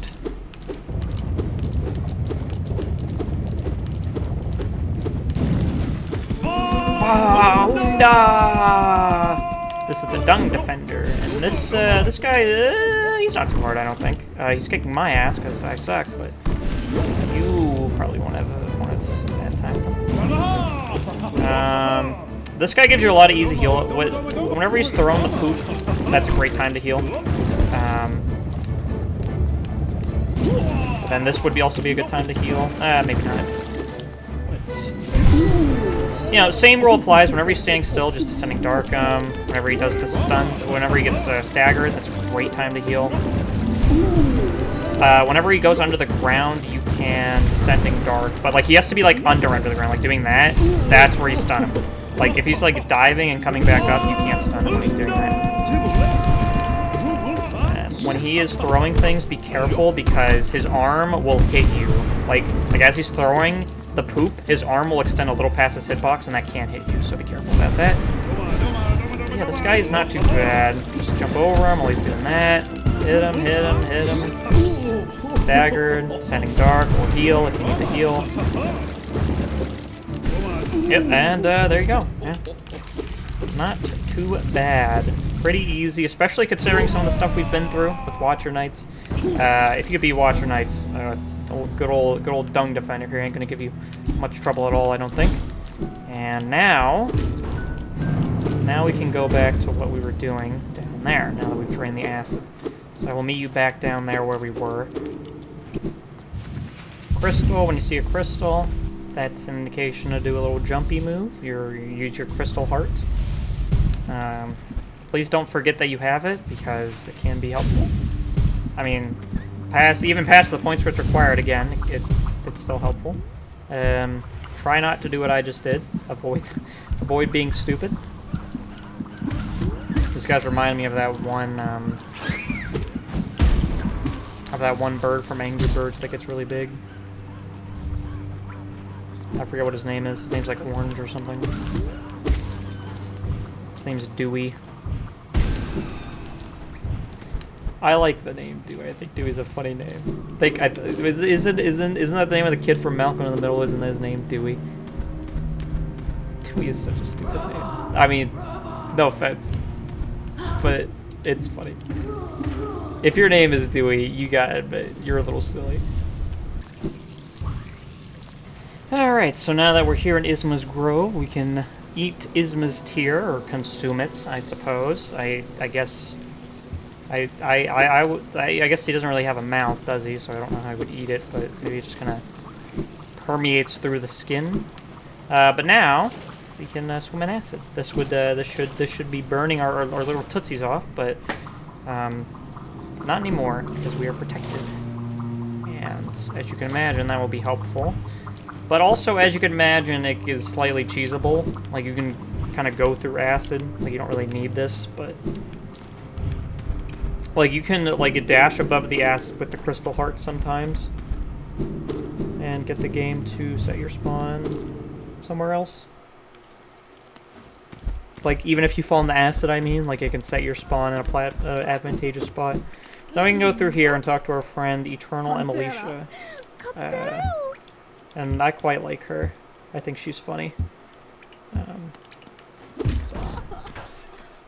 But we're not really here for chit-chat. We're here for business. Is what we're here for.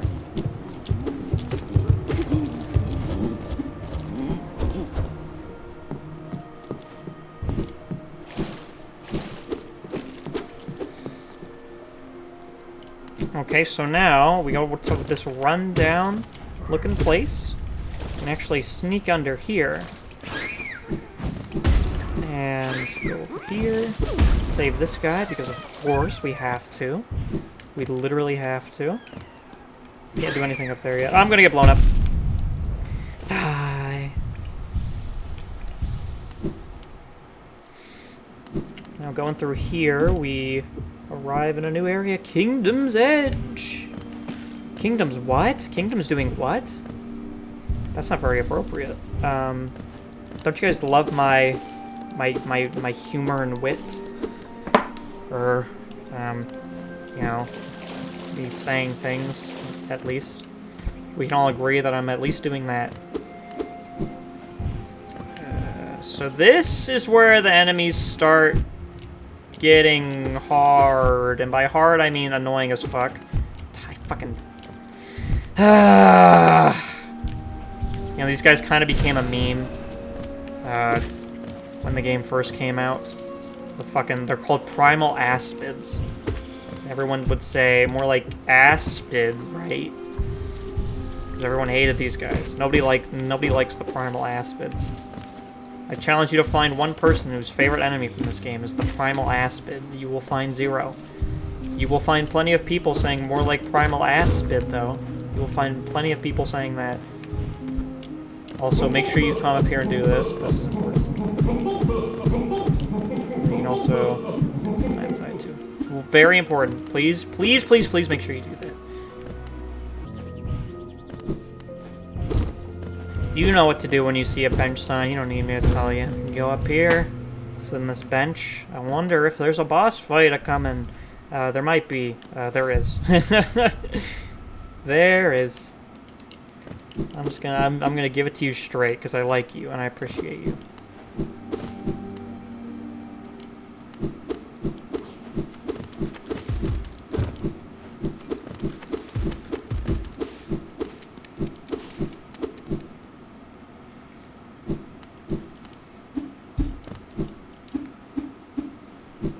Okay, this is the second Hornet fight. It's not too different from the first fight. I believe it's mostly just faster and she has one new attack. Might not even be that faster. That much faster. Oh, I thought I had Soul for Descending Dark. Make sure you keep an eye on your Soul meter. She has two new attacks, sorry. She has that parry move, too. When she's doing the parry, excellent opportunity to heal. So do that. I got it! Again, pay attention to the... I feel like it's not as helpful. Oh, man, well, don't be an idiot and try to heal there. Learn from my mistakes. If you need soul when they're staggered, yeah, well. You can also, if you have no soul, you might as well hit them with the Dream Nail, because that'll give you a whole bunch of soul. You can do stuff with. It's a great strategy is to bait her out with the downward dash. When she does this, you just hit them. I think you'd actually hit her with these two. Well, that was good. I mean, it would not help very much at all, I don't think, but yeah. Shaw. Sorry, I'm locked in. I'm gonna heal right in your face, bitch. Yeah, if you're going for the heal, I wouldn't go for the Dream Nail unless you have. There's a charm that makes the Dream Nail charge faster. I would maybe consider it then, but okay, yeah, she's starting. She's starting to go quite a bit faster now. Don't get greedy. I almost got greedy there. Maybe take the time to make things out here. You can pogo off them. Like, they're not too bad. They're probably.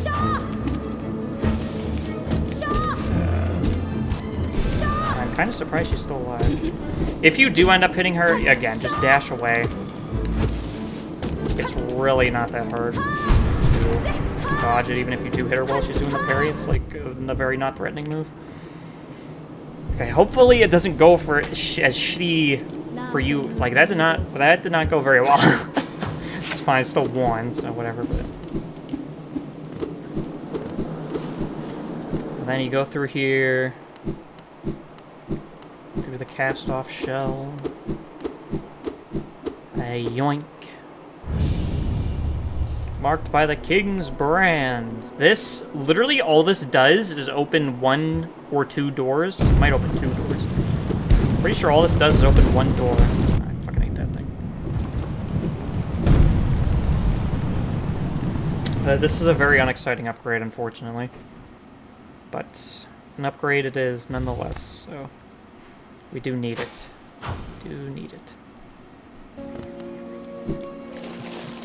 We're pretty much done here, as much, I'm pretty sure we're done here for now.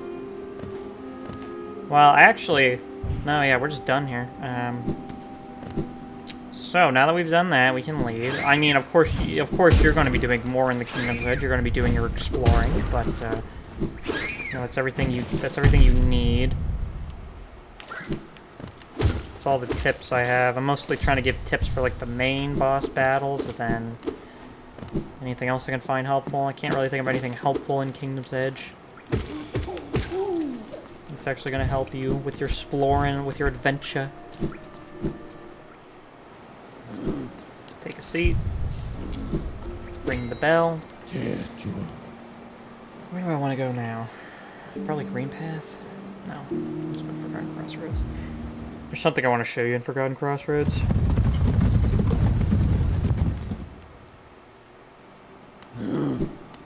Oh, what is this ominous fog?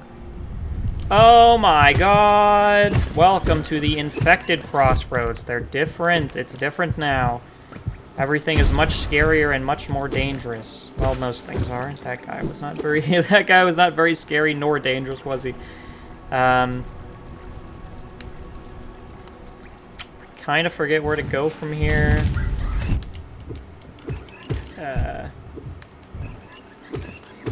Yeah, everything's covered in orange juice now. The enemies are similar to how they worked before, except now they explode when they die. Most of them take a few more hits. But Yeah, and the most annoying part is a lot of the paths are blocked off. So now I have to walk all the way back around.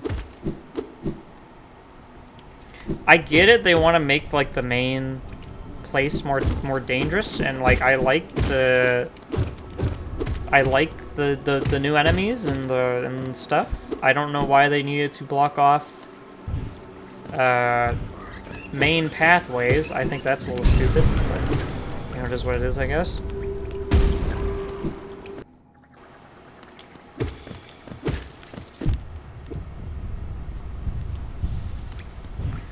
Okay, so now that we've braved the infected crossroads, we can sneak under here. I remember where to go now.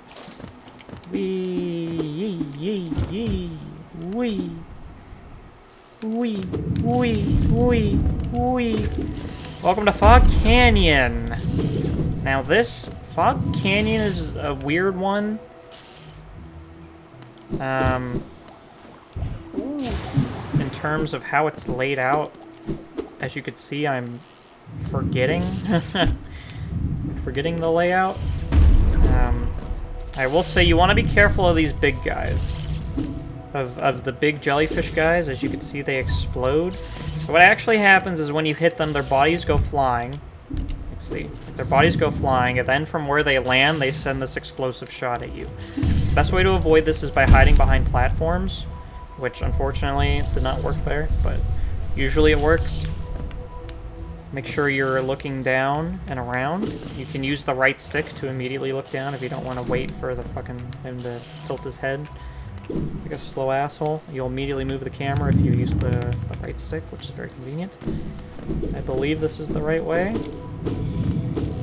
Yeah, and then the little guys are no trouble at all. You just cleave through them. Honestly, most of the time it's probably not even worth hitting the big guys because they are such a pain in the ass. And here's our friend Coral. What a coincidence that you're here.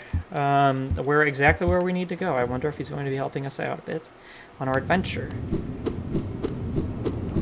Okay, we made it to the teacher's archives. All right, let's see what's in store for us here. Unfortunately, we don't have our map. I should stop at Dirtmouth soon to pick up a new map. Some more maps, rather. Yeah, these fly guys are no big deal. You just... Whenever they're not exploding, that's when you walk by them. Pretty simple. Not too difficult. Sorry, my voice is getting away from me. Oh, boy. Oh, boy. Big arena. I wonder what's going to go happen on here. Certainly nothing sinister.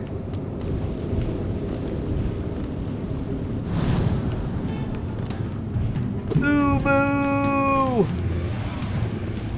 So these shocks are just... Okay, this guy is really easy. I wouldn't worry too much about this guy.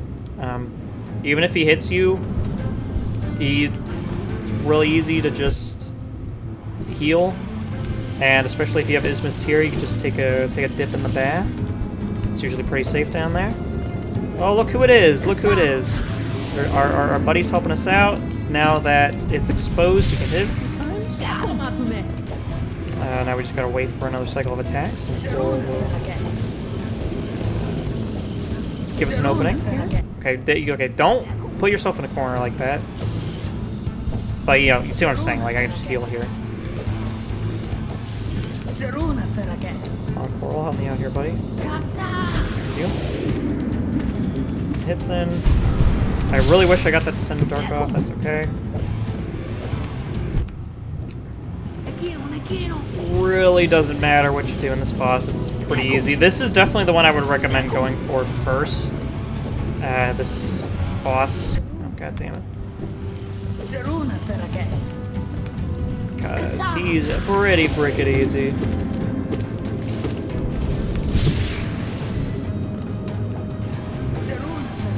Yeah, I'm just gonna get like 3 full heals here. Well, if I had the soul for it, I could have gotten it though.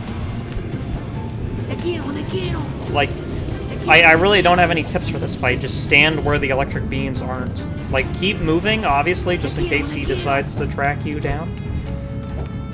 But other than that, just don't stand where the things are. Oh, shit. That was bad.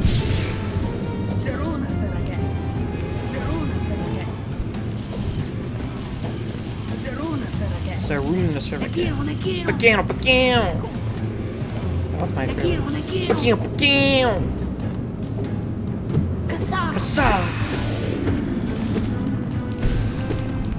I'm kind of surprised he's still alive. This is taking longer than I thought it would. To be fair, it's because I don't have one thing that I really want to get. There's one more spell that we can get that's really strong that unfortunately we don't have yet. I wanted to get that after this, but then I realized it probably would be faster to just get this now. I don't know if I'm going to be proven right that this boss is taking a while. It's fine, I have a full soul gauge. I'm gonna try to lure him close to a platform so I can just spam descending door time.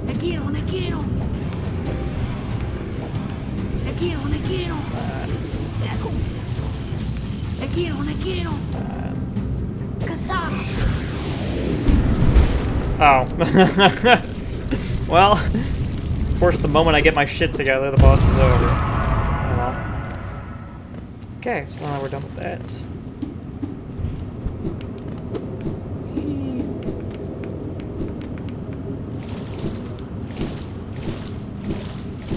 Head on over here, I think.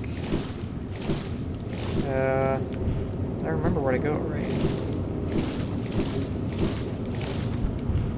Yeah. Jellyfish.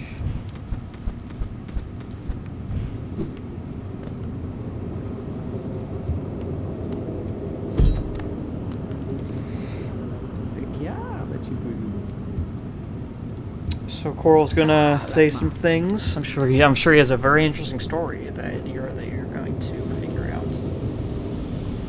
Whoa! Hiya!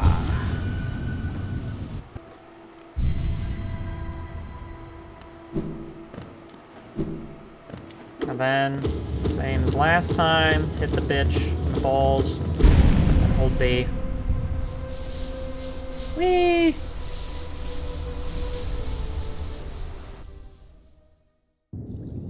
I guess I never killed Monument on this on Steep. I guess I never got this far on Steam. I beat Lurian though, which is pretty funny. I didn't get an achievement for that. I'm such a back-ass words guy. Okay.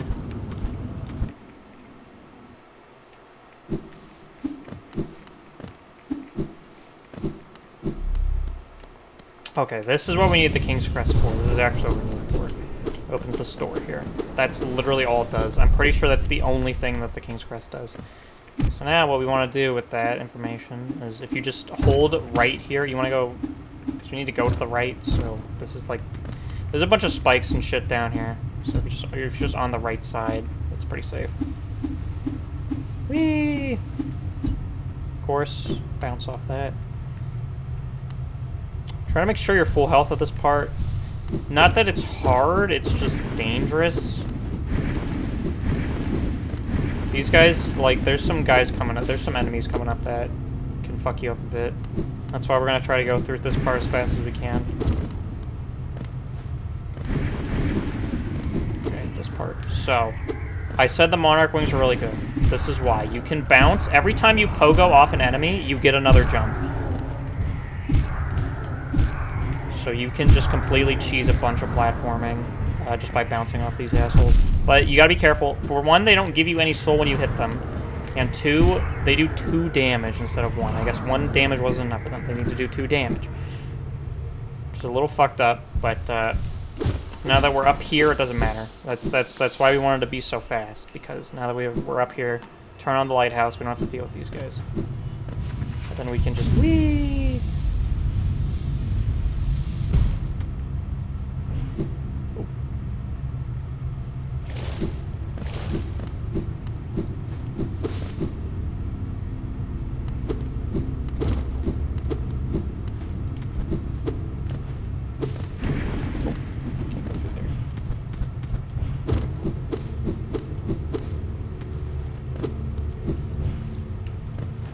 Bam. Take a dip in the tar bath or whatever, and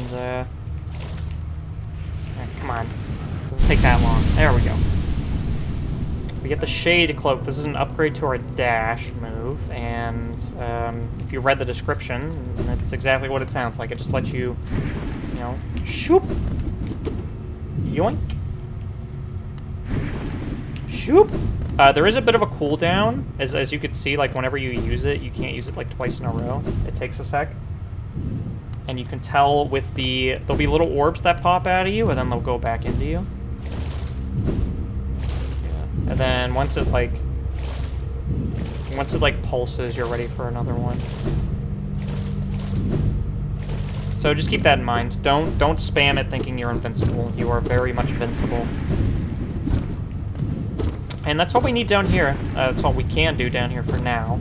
So I will see you back in Fog Canyon. Yeah. We do need to walk through there for a sec to get to our next place that we're going to.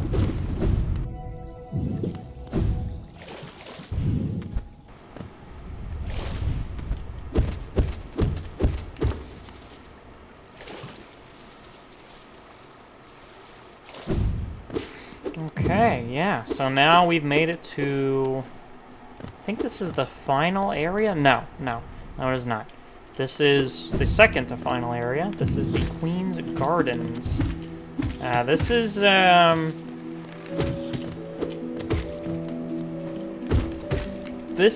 area is pretty difficult. This is probably... I would say it's harder than...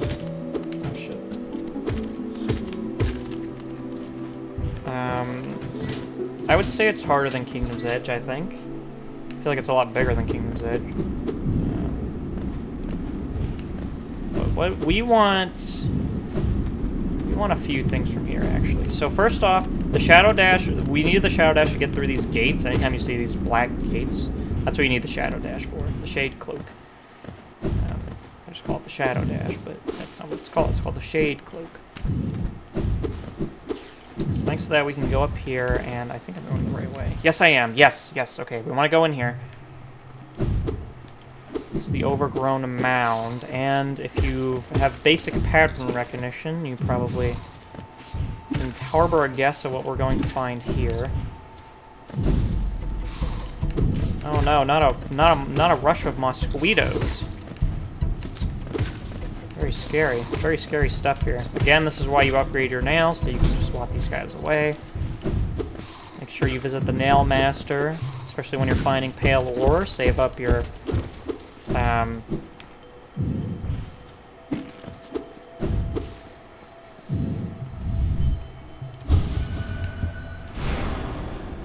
don't know why I dream nailed that guy. I just thought it'd be funny. Bam! This is the Howling Wraiths. And this is not the most powerful, but it's one of the most powerful spells. We will be getting the most powerful spell shortly. We actually, if you would believe it, guess where you have to go to get the spell. So in order to get the spell, we need the Shade Cloak, which we had to go to the Abyss for. And then in order to upgrade the spell, guess where you have to go. To go back to the Abyss. So I will see you guys back in the Abyss for when we get our most powerful spell.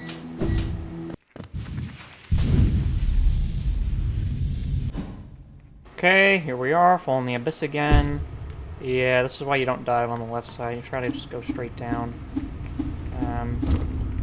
Or use the right side, but the thing is, we need to get to the left side, so... yeah.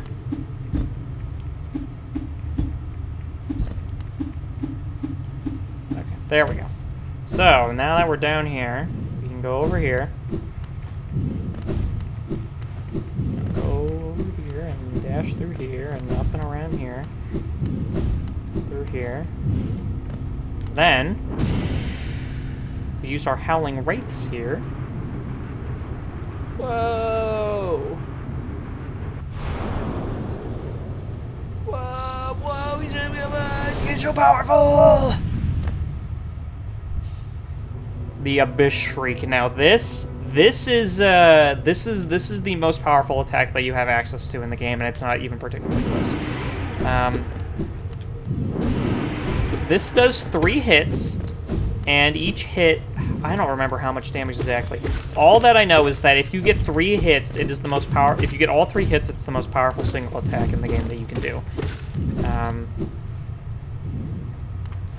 So that's why we want it, because for one thing, it's nice to have a spell that can go up. As you've seen before, there's a lot of flying guys, especially in the City of Tears. There's a lot of flying guys. They position themselves above you. It's not really easy to hit them with a Vengeful Spirit or a Descending Dark or anything like that. And also, it's insane DPS. So if there's any boss that hovers above you for even part of an attack, like, you can get a massive hit on them. You can take a huge, like this thing really speeds up boss fights, which is why I recommend you get it, even though you don't technically need it. You don't need it for anything. It's just so powerful.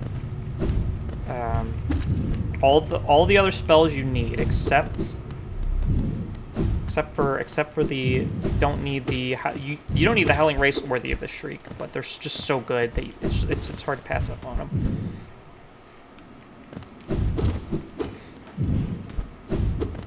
Okay, so now that we're here, we're at a bit of a divide. There are 2 ways we can go about this. We can go through. We need to get. Let me show you. We need to get. You see that far off mask? That's the last thing we need to do. Now, in order to get there, we can either go through the Queen's Gardens or we can go through the Fungal Waste. As for which is faster, it's probably faster to go through the Queen's Gardens, but it is a lot easier to go through the Fungal Waste, and this is probably what most people are going to do. So that's what I'm going to do.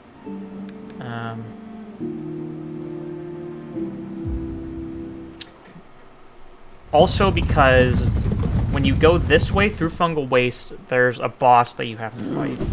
And it's not a hard boss, it's actually one of the easier bosses, but still, it moves fast, and it can be somewhat difficult, so.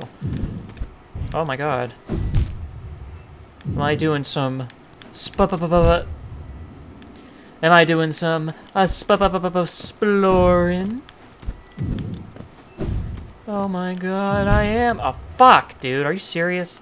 Okay, so we're gonna try to get this thing. Rule 1, don't suck balls.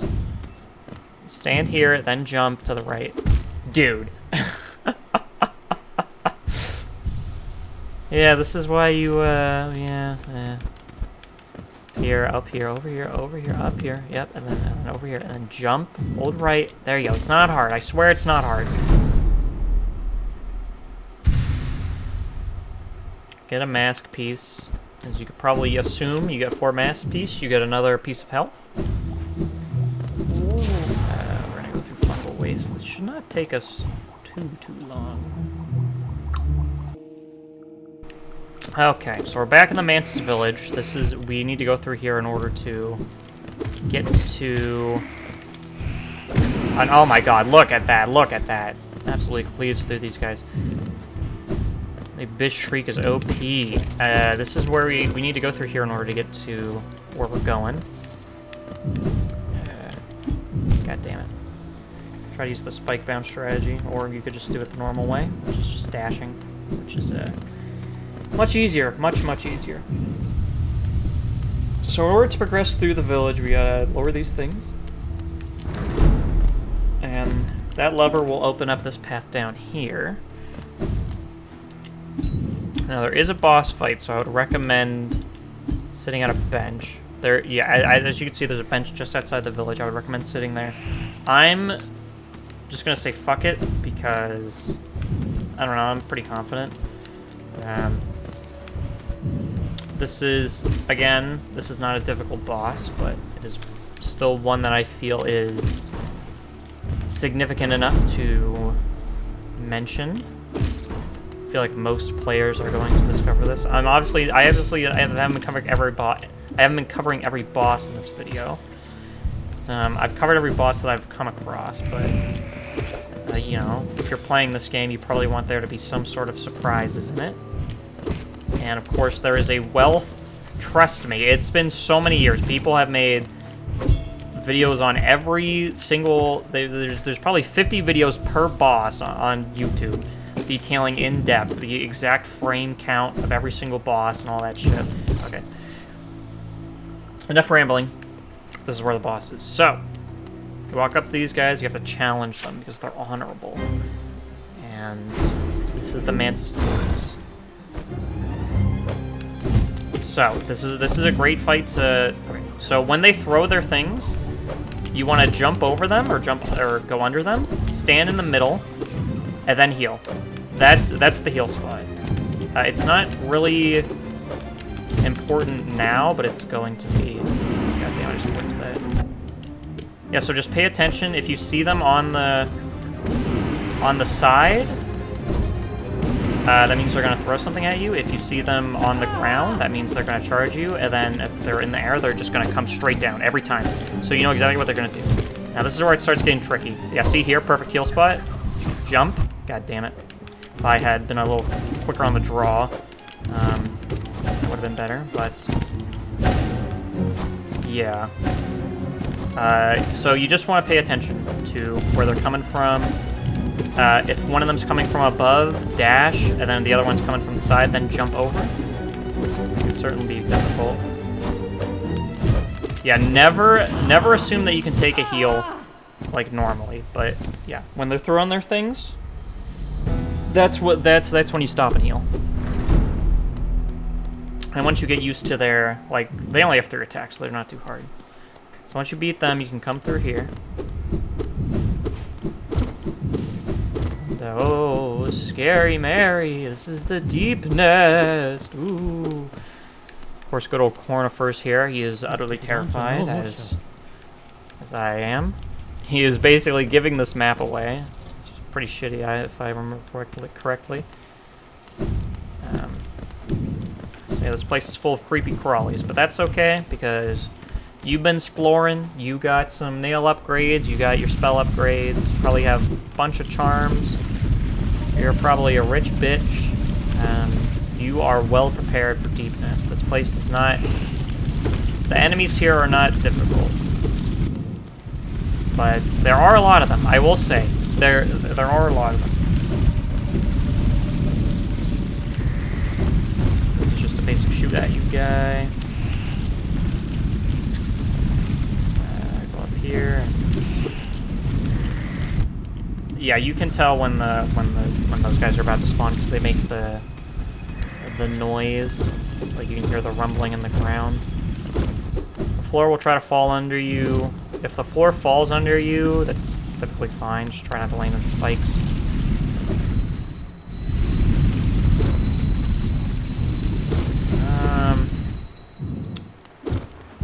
Yeah, not much else to say. This is another spot where you need the Lumafly lantern. It's very dark in here, as you could assume from the darkness and all that. if you couldn't tell, it's very dark in here. So this is another place you definitely want the lantern for. Don't come in here until you have the lantern. Oh, that fucking idiot down there. Those guys that come in from the side, they're invincible. But you can pogo off of them, so keep that in mind. Also, these guys act like normal spikes. You can pogo off them as well. I hope I remember where I'm going. This would definitely be the spot that I would get lost in, if I were to get lost.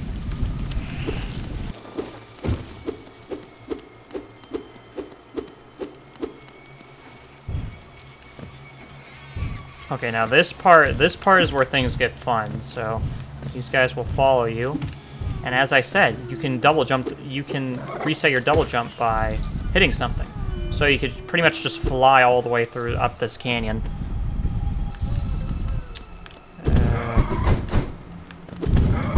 So for these dashing guys, you want to like lure them out to a place you can bounce on them and then bounce on them because they cannot. Because they are totally defenseless from the top. But they are very powerful in size. They actually do 2 damage. They're one of those guys. They do 2 damage. Okay, so you've made it through the hell that is Deepnest.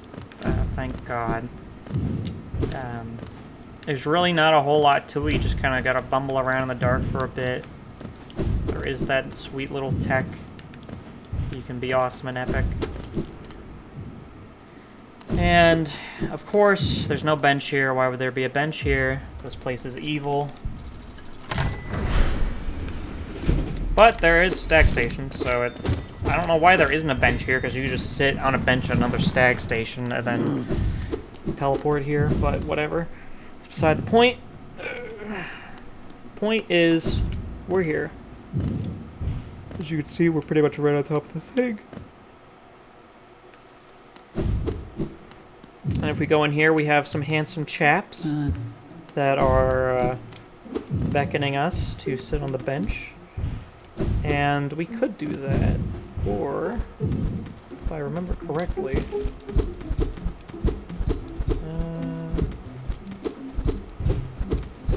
maybe I don't remember correctly.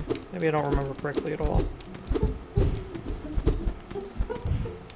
Okay, well, I can't remember. It doesn't really matter. It's mostly just like a fun little thing.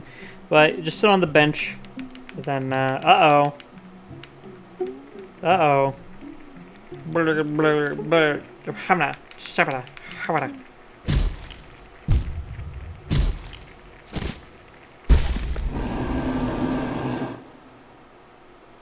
Well, that was weird. So, that just happened.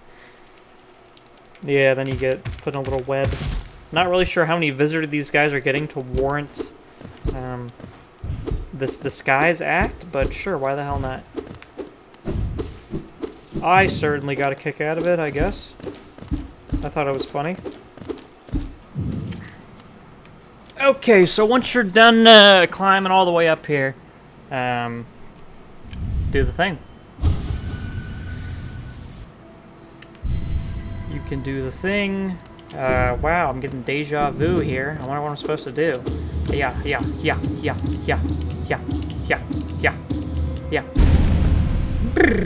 Then you hold B, baby. It's all about holding B.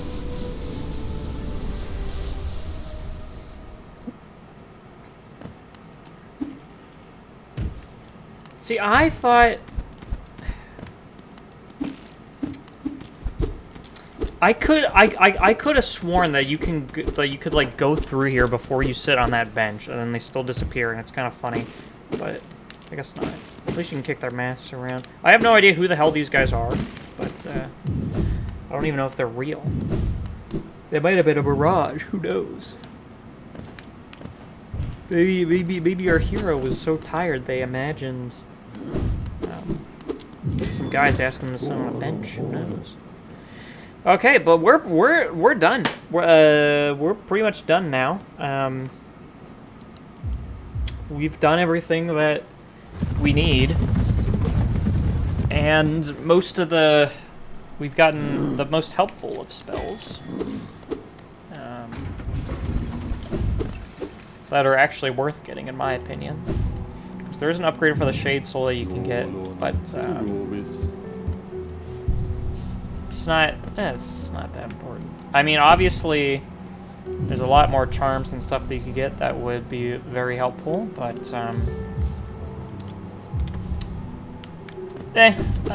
you get them your damn selves. I don't know.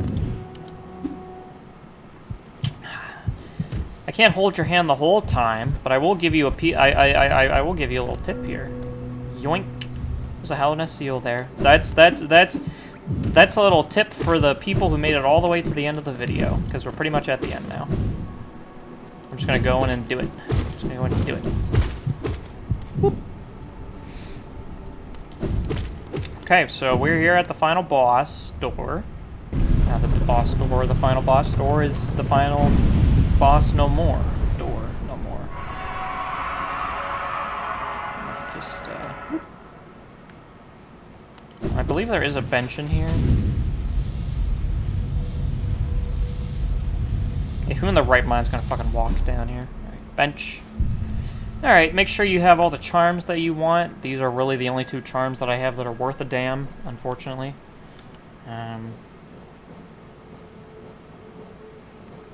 Yeah, again, you know, I especially if you're a first-time player, I would recommend getting some more pale ore, upgrade your nail, getting the rest of the spells, or getting the last spell, and that's pretty much all I can recommend, honestly. Just charms, gather charms as you do your playthrough, explore all the nooks and crannies. You'll find out which charms you like the most.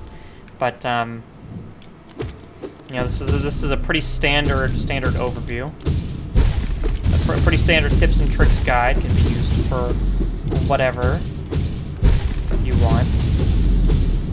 Maybe I'll have a bonus section. Maybe I'll do a bonus video because there's some side stuff that can. Anyway, this is the final boss. Let me stop rambling.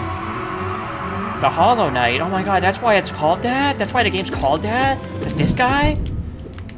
This guy is not. He's kicking my ass. I don't remember him being too bad.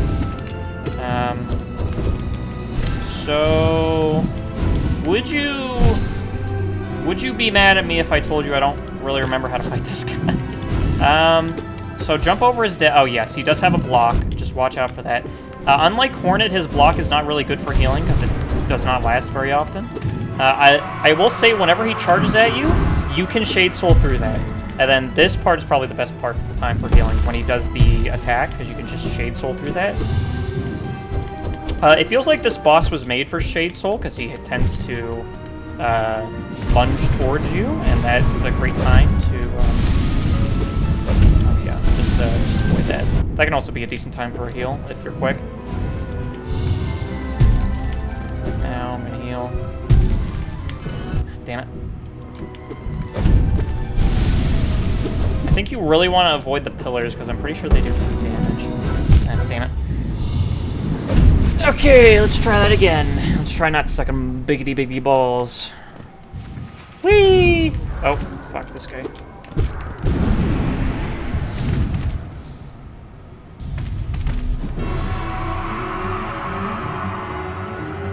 Okay, bop, bop, bop. This fight should be easy because I don't want to spoil anything. I don't want to spoil anything. See all those parries? That's a perfect time to get Descending Dark off. It can be hard to get off an Abyss Shriek here. I think this might be a good spot.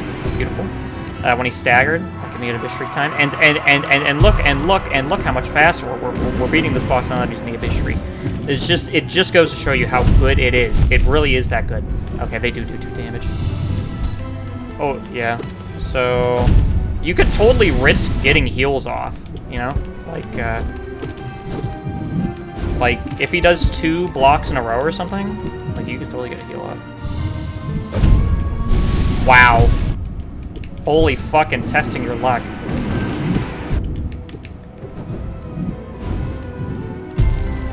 I'm gonna assume standing here is safe. Okay, that was a bad assumption. That was a bad assumption. See, don't assume you could just stand there and heal when he's attacking you.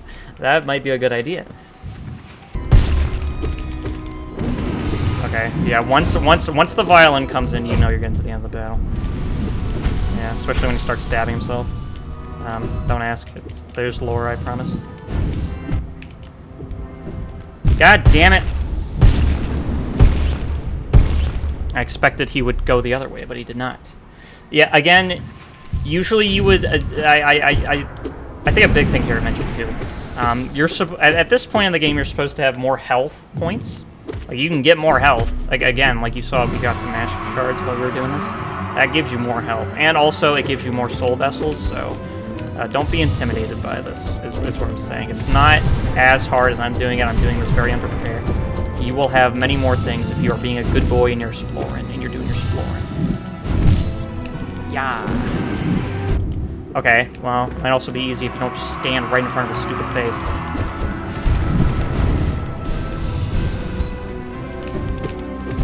Yeah, don't. Aha!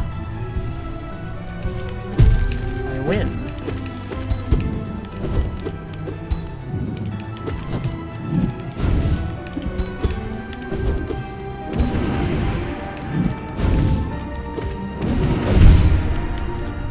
Okay. Let's not get greedy, yeah.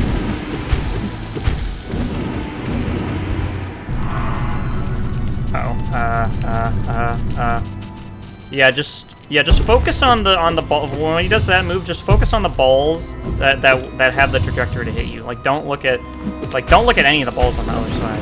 Just look at the balls that might hit you. It's, yeah, it's not too bad. I know some people can get intimidated by the amount of projectiles, but oh yeah, there we go. And what else is there to do but hold B, baby?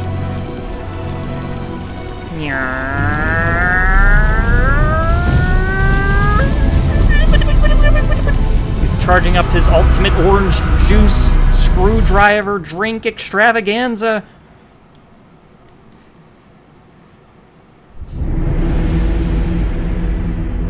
And there you go. See that wasn't too bad. I was just sucking balls. I got like hit like twice on that last attempt, didn't I? Don't be greedy like me. Do as I say, not as I do. Don't be greedy. And yeah.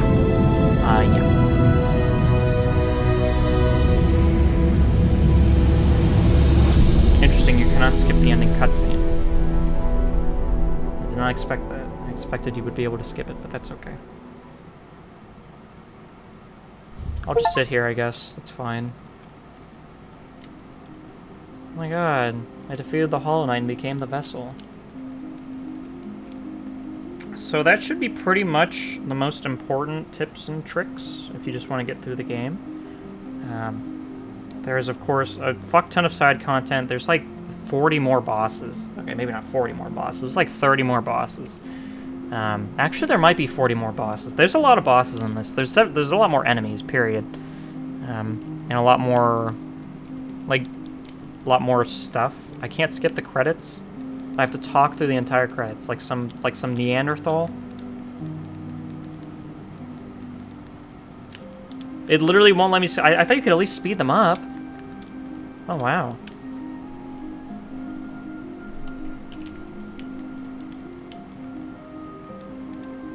Well, I guess I'll see you at the end of the credits.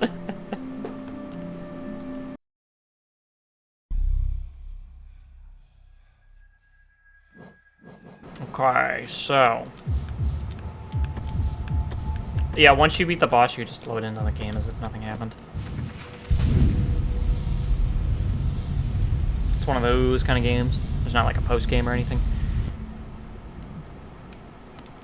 And then... there is one more thing that I really want to show you guys before I might do like a part 2 of like post-credit stuff, true ending stuff. We'll see. But before I end this part, there's one more thing that I want to show you. So I'll meet you. I'll meet you back at our bank. All right. Now that we're back here with a pretty penny in our pocket, we're gonna want to max out our bank here. We're gonna want to put as much money as we can. Now you want to make sure that you don't put more than 2,000 monies in here before you max it out. So you want to max it out, and I'll explain why in a second. So now, so we have enough money to max it out.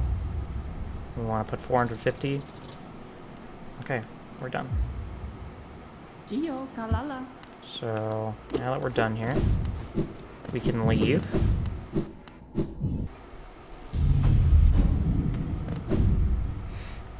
So now what we want to do is we want to come back here, sit on this bench over here.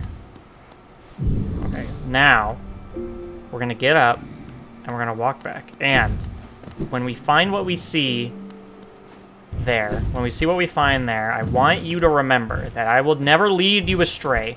Okay? I need you to trust me when you see what's about to happen. Trust me. Trust me, trust me, trust me. I promise this is a good thing that we've done. So we go over here, and it's empty. She's gone.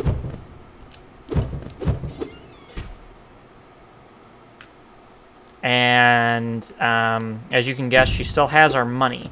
So now you might want to kill me, but again, I swear I would never lead you astray. Okay, We simply need to find this woman and break her kneecaps. And, thankfully, since you're watching the video of the Master, the Master may know exactly where she is and her weaknesses. But first, we're going to need a little something. Before you do this, make sure you have a simple key. You need a simple key to do this. Thankfully, I know exactly where we can get one. I hope I have enough money for this. God motherfucking damn it. Okay, well, alright,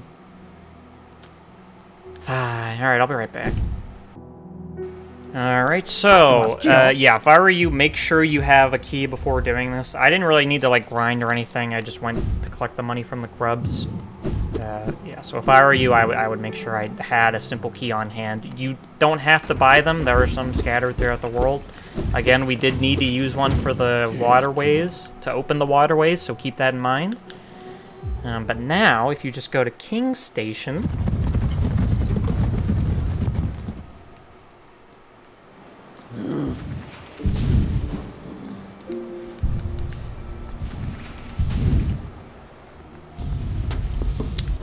we can simply make our jolly way over here. It's not even that far from King's Station. It's very close. I don't know. This one. We open this lock. In here, up through here, there may be a special guest waiting for us.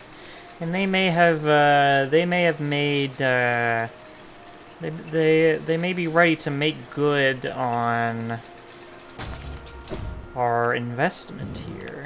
You know what I'm saying? Whether they like it or not.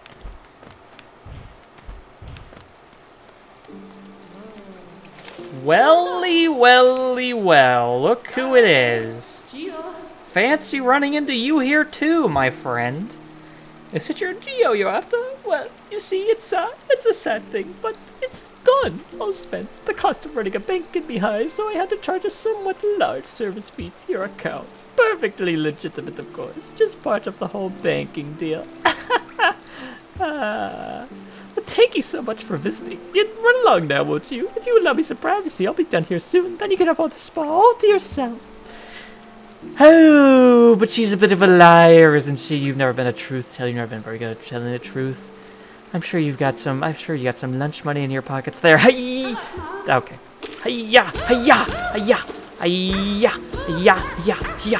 Hiya! Hiya! Hiya! Hiya! Hwa! Hwa! Hwa! Hwa! Hwa! Hwa! Hwa! Come on, I'm sure you got some more in there. Yeah! Yeah! Oh, yeah. Fuck you. My money.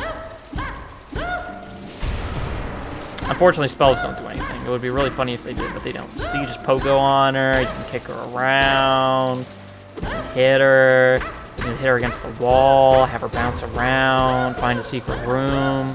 I totally remember that was there. You could knock her out of it. But that's okay. That's okay. She's gonna make sure to hold on to her spare change as long as we need her to. Yeah, we could just. Oh my god. Oh my god, look at this pathetic woman stealing our money. Stealing the money of hard-working,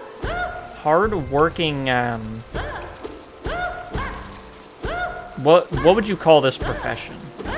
Hard-working workers, whatever it is that we work to do, however we contribute to society. You know, this is commentary. I think this is social commentary about the rise of socialism. And, wait, no, not socialism. The rise of... This is Orwellian. This is Orwellian and Kafkaesque, I think. And a commentary on social Darwinism, I think. And also, it's pretty fun, too. Yeah, as you can see, we are gaining well over the amount of money we invested. You get, I believe it's a 50% increase on the money that you invested, which is why you want to invest as much as you can and in one big go, because once you invest over 2,000 monies, I believe, so either 2,000 or 3,000 here. I can look it up in a sec after we're done taking her for a ride, which I believe we are. Okay, yeah, we had 4. Yes, we had 4 monies when we first came in here. And now we have 6,774. And if you remember, the maximum you can put in is 4,500. So we put in the maximum amount of money that we could put in. So we've made quite the profit, haven't we? We made quite a tidy profit. And you know, Millibelle has learned her lesson. We've deduced her for her late fees. We've deduced on her tax form or whatever the hell. And yes, now everything is well and good. I told you I would not lead you astray. I'm sure some of you were scared. I'm sure some of you were terrified when you saw that your money was gone. But rest assured, you now have more money than when you started. Unfortunately, now we have no safe space to put our money in. There is no real bank, unfortunately. That can be solved with a very simple tip that I have for you, and that is don't die. Do not die, because if you die when the shade is on the field, you lose all the money that shade had. So don't die twice in a row, would be my advice. Okay, but yeah, but other than that, that's pretty much everything I wanted to go over. Yeah, if you, by watching this video, you should have everything that you need to know to at least get a start on. You have a bit of a, this was never intended to be a full guide of the game. I might do a part 2 to this where it's some, there are a bunch of other tips and tricks that I think. There's a way to find out where all the grubs are. There's, obviously where all the pale ore is would be probably a good tip. And of course there's a bunch more bosses and some side quests. Of course there's some side quests that you can do. And there's ways to make a certain side quest easier. That is very difficult, but you can make it easier. I know a tip for that. So maybe next time we'll go over that. Thank you for watching, and thank you for being here and talking with me and saying I love you, because I love you, I love you, I love you, I love you, I love you, I love you, I love you. I love you, goodbye, I love you, goodbye, I love you, goodbye, I love you, goodbye, I love you, goodbye, I love you, goodbye, I love you.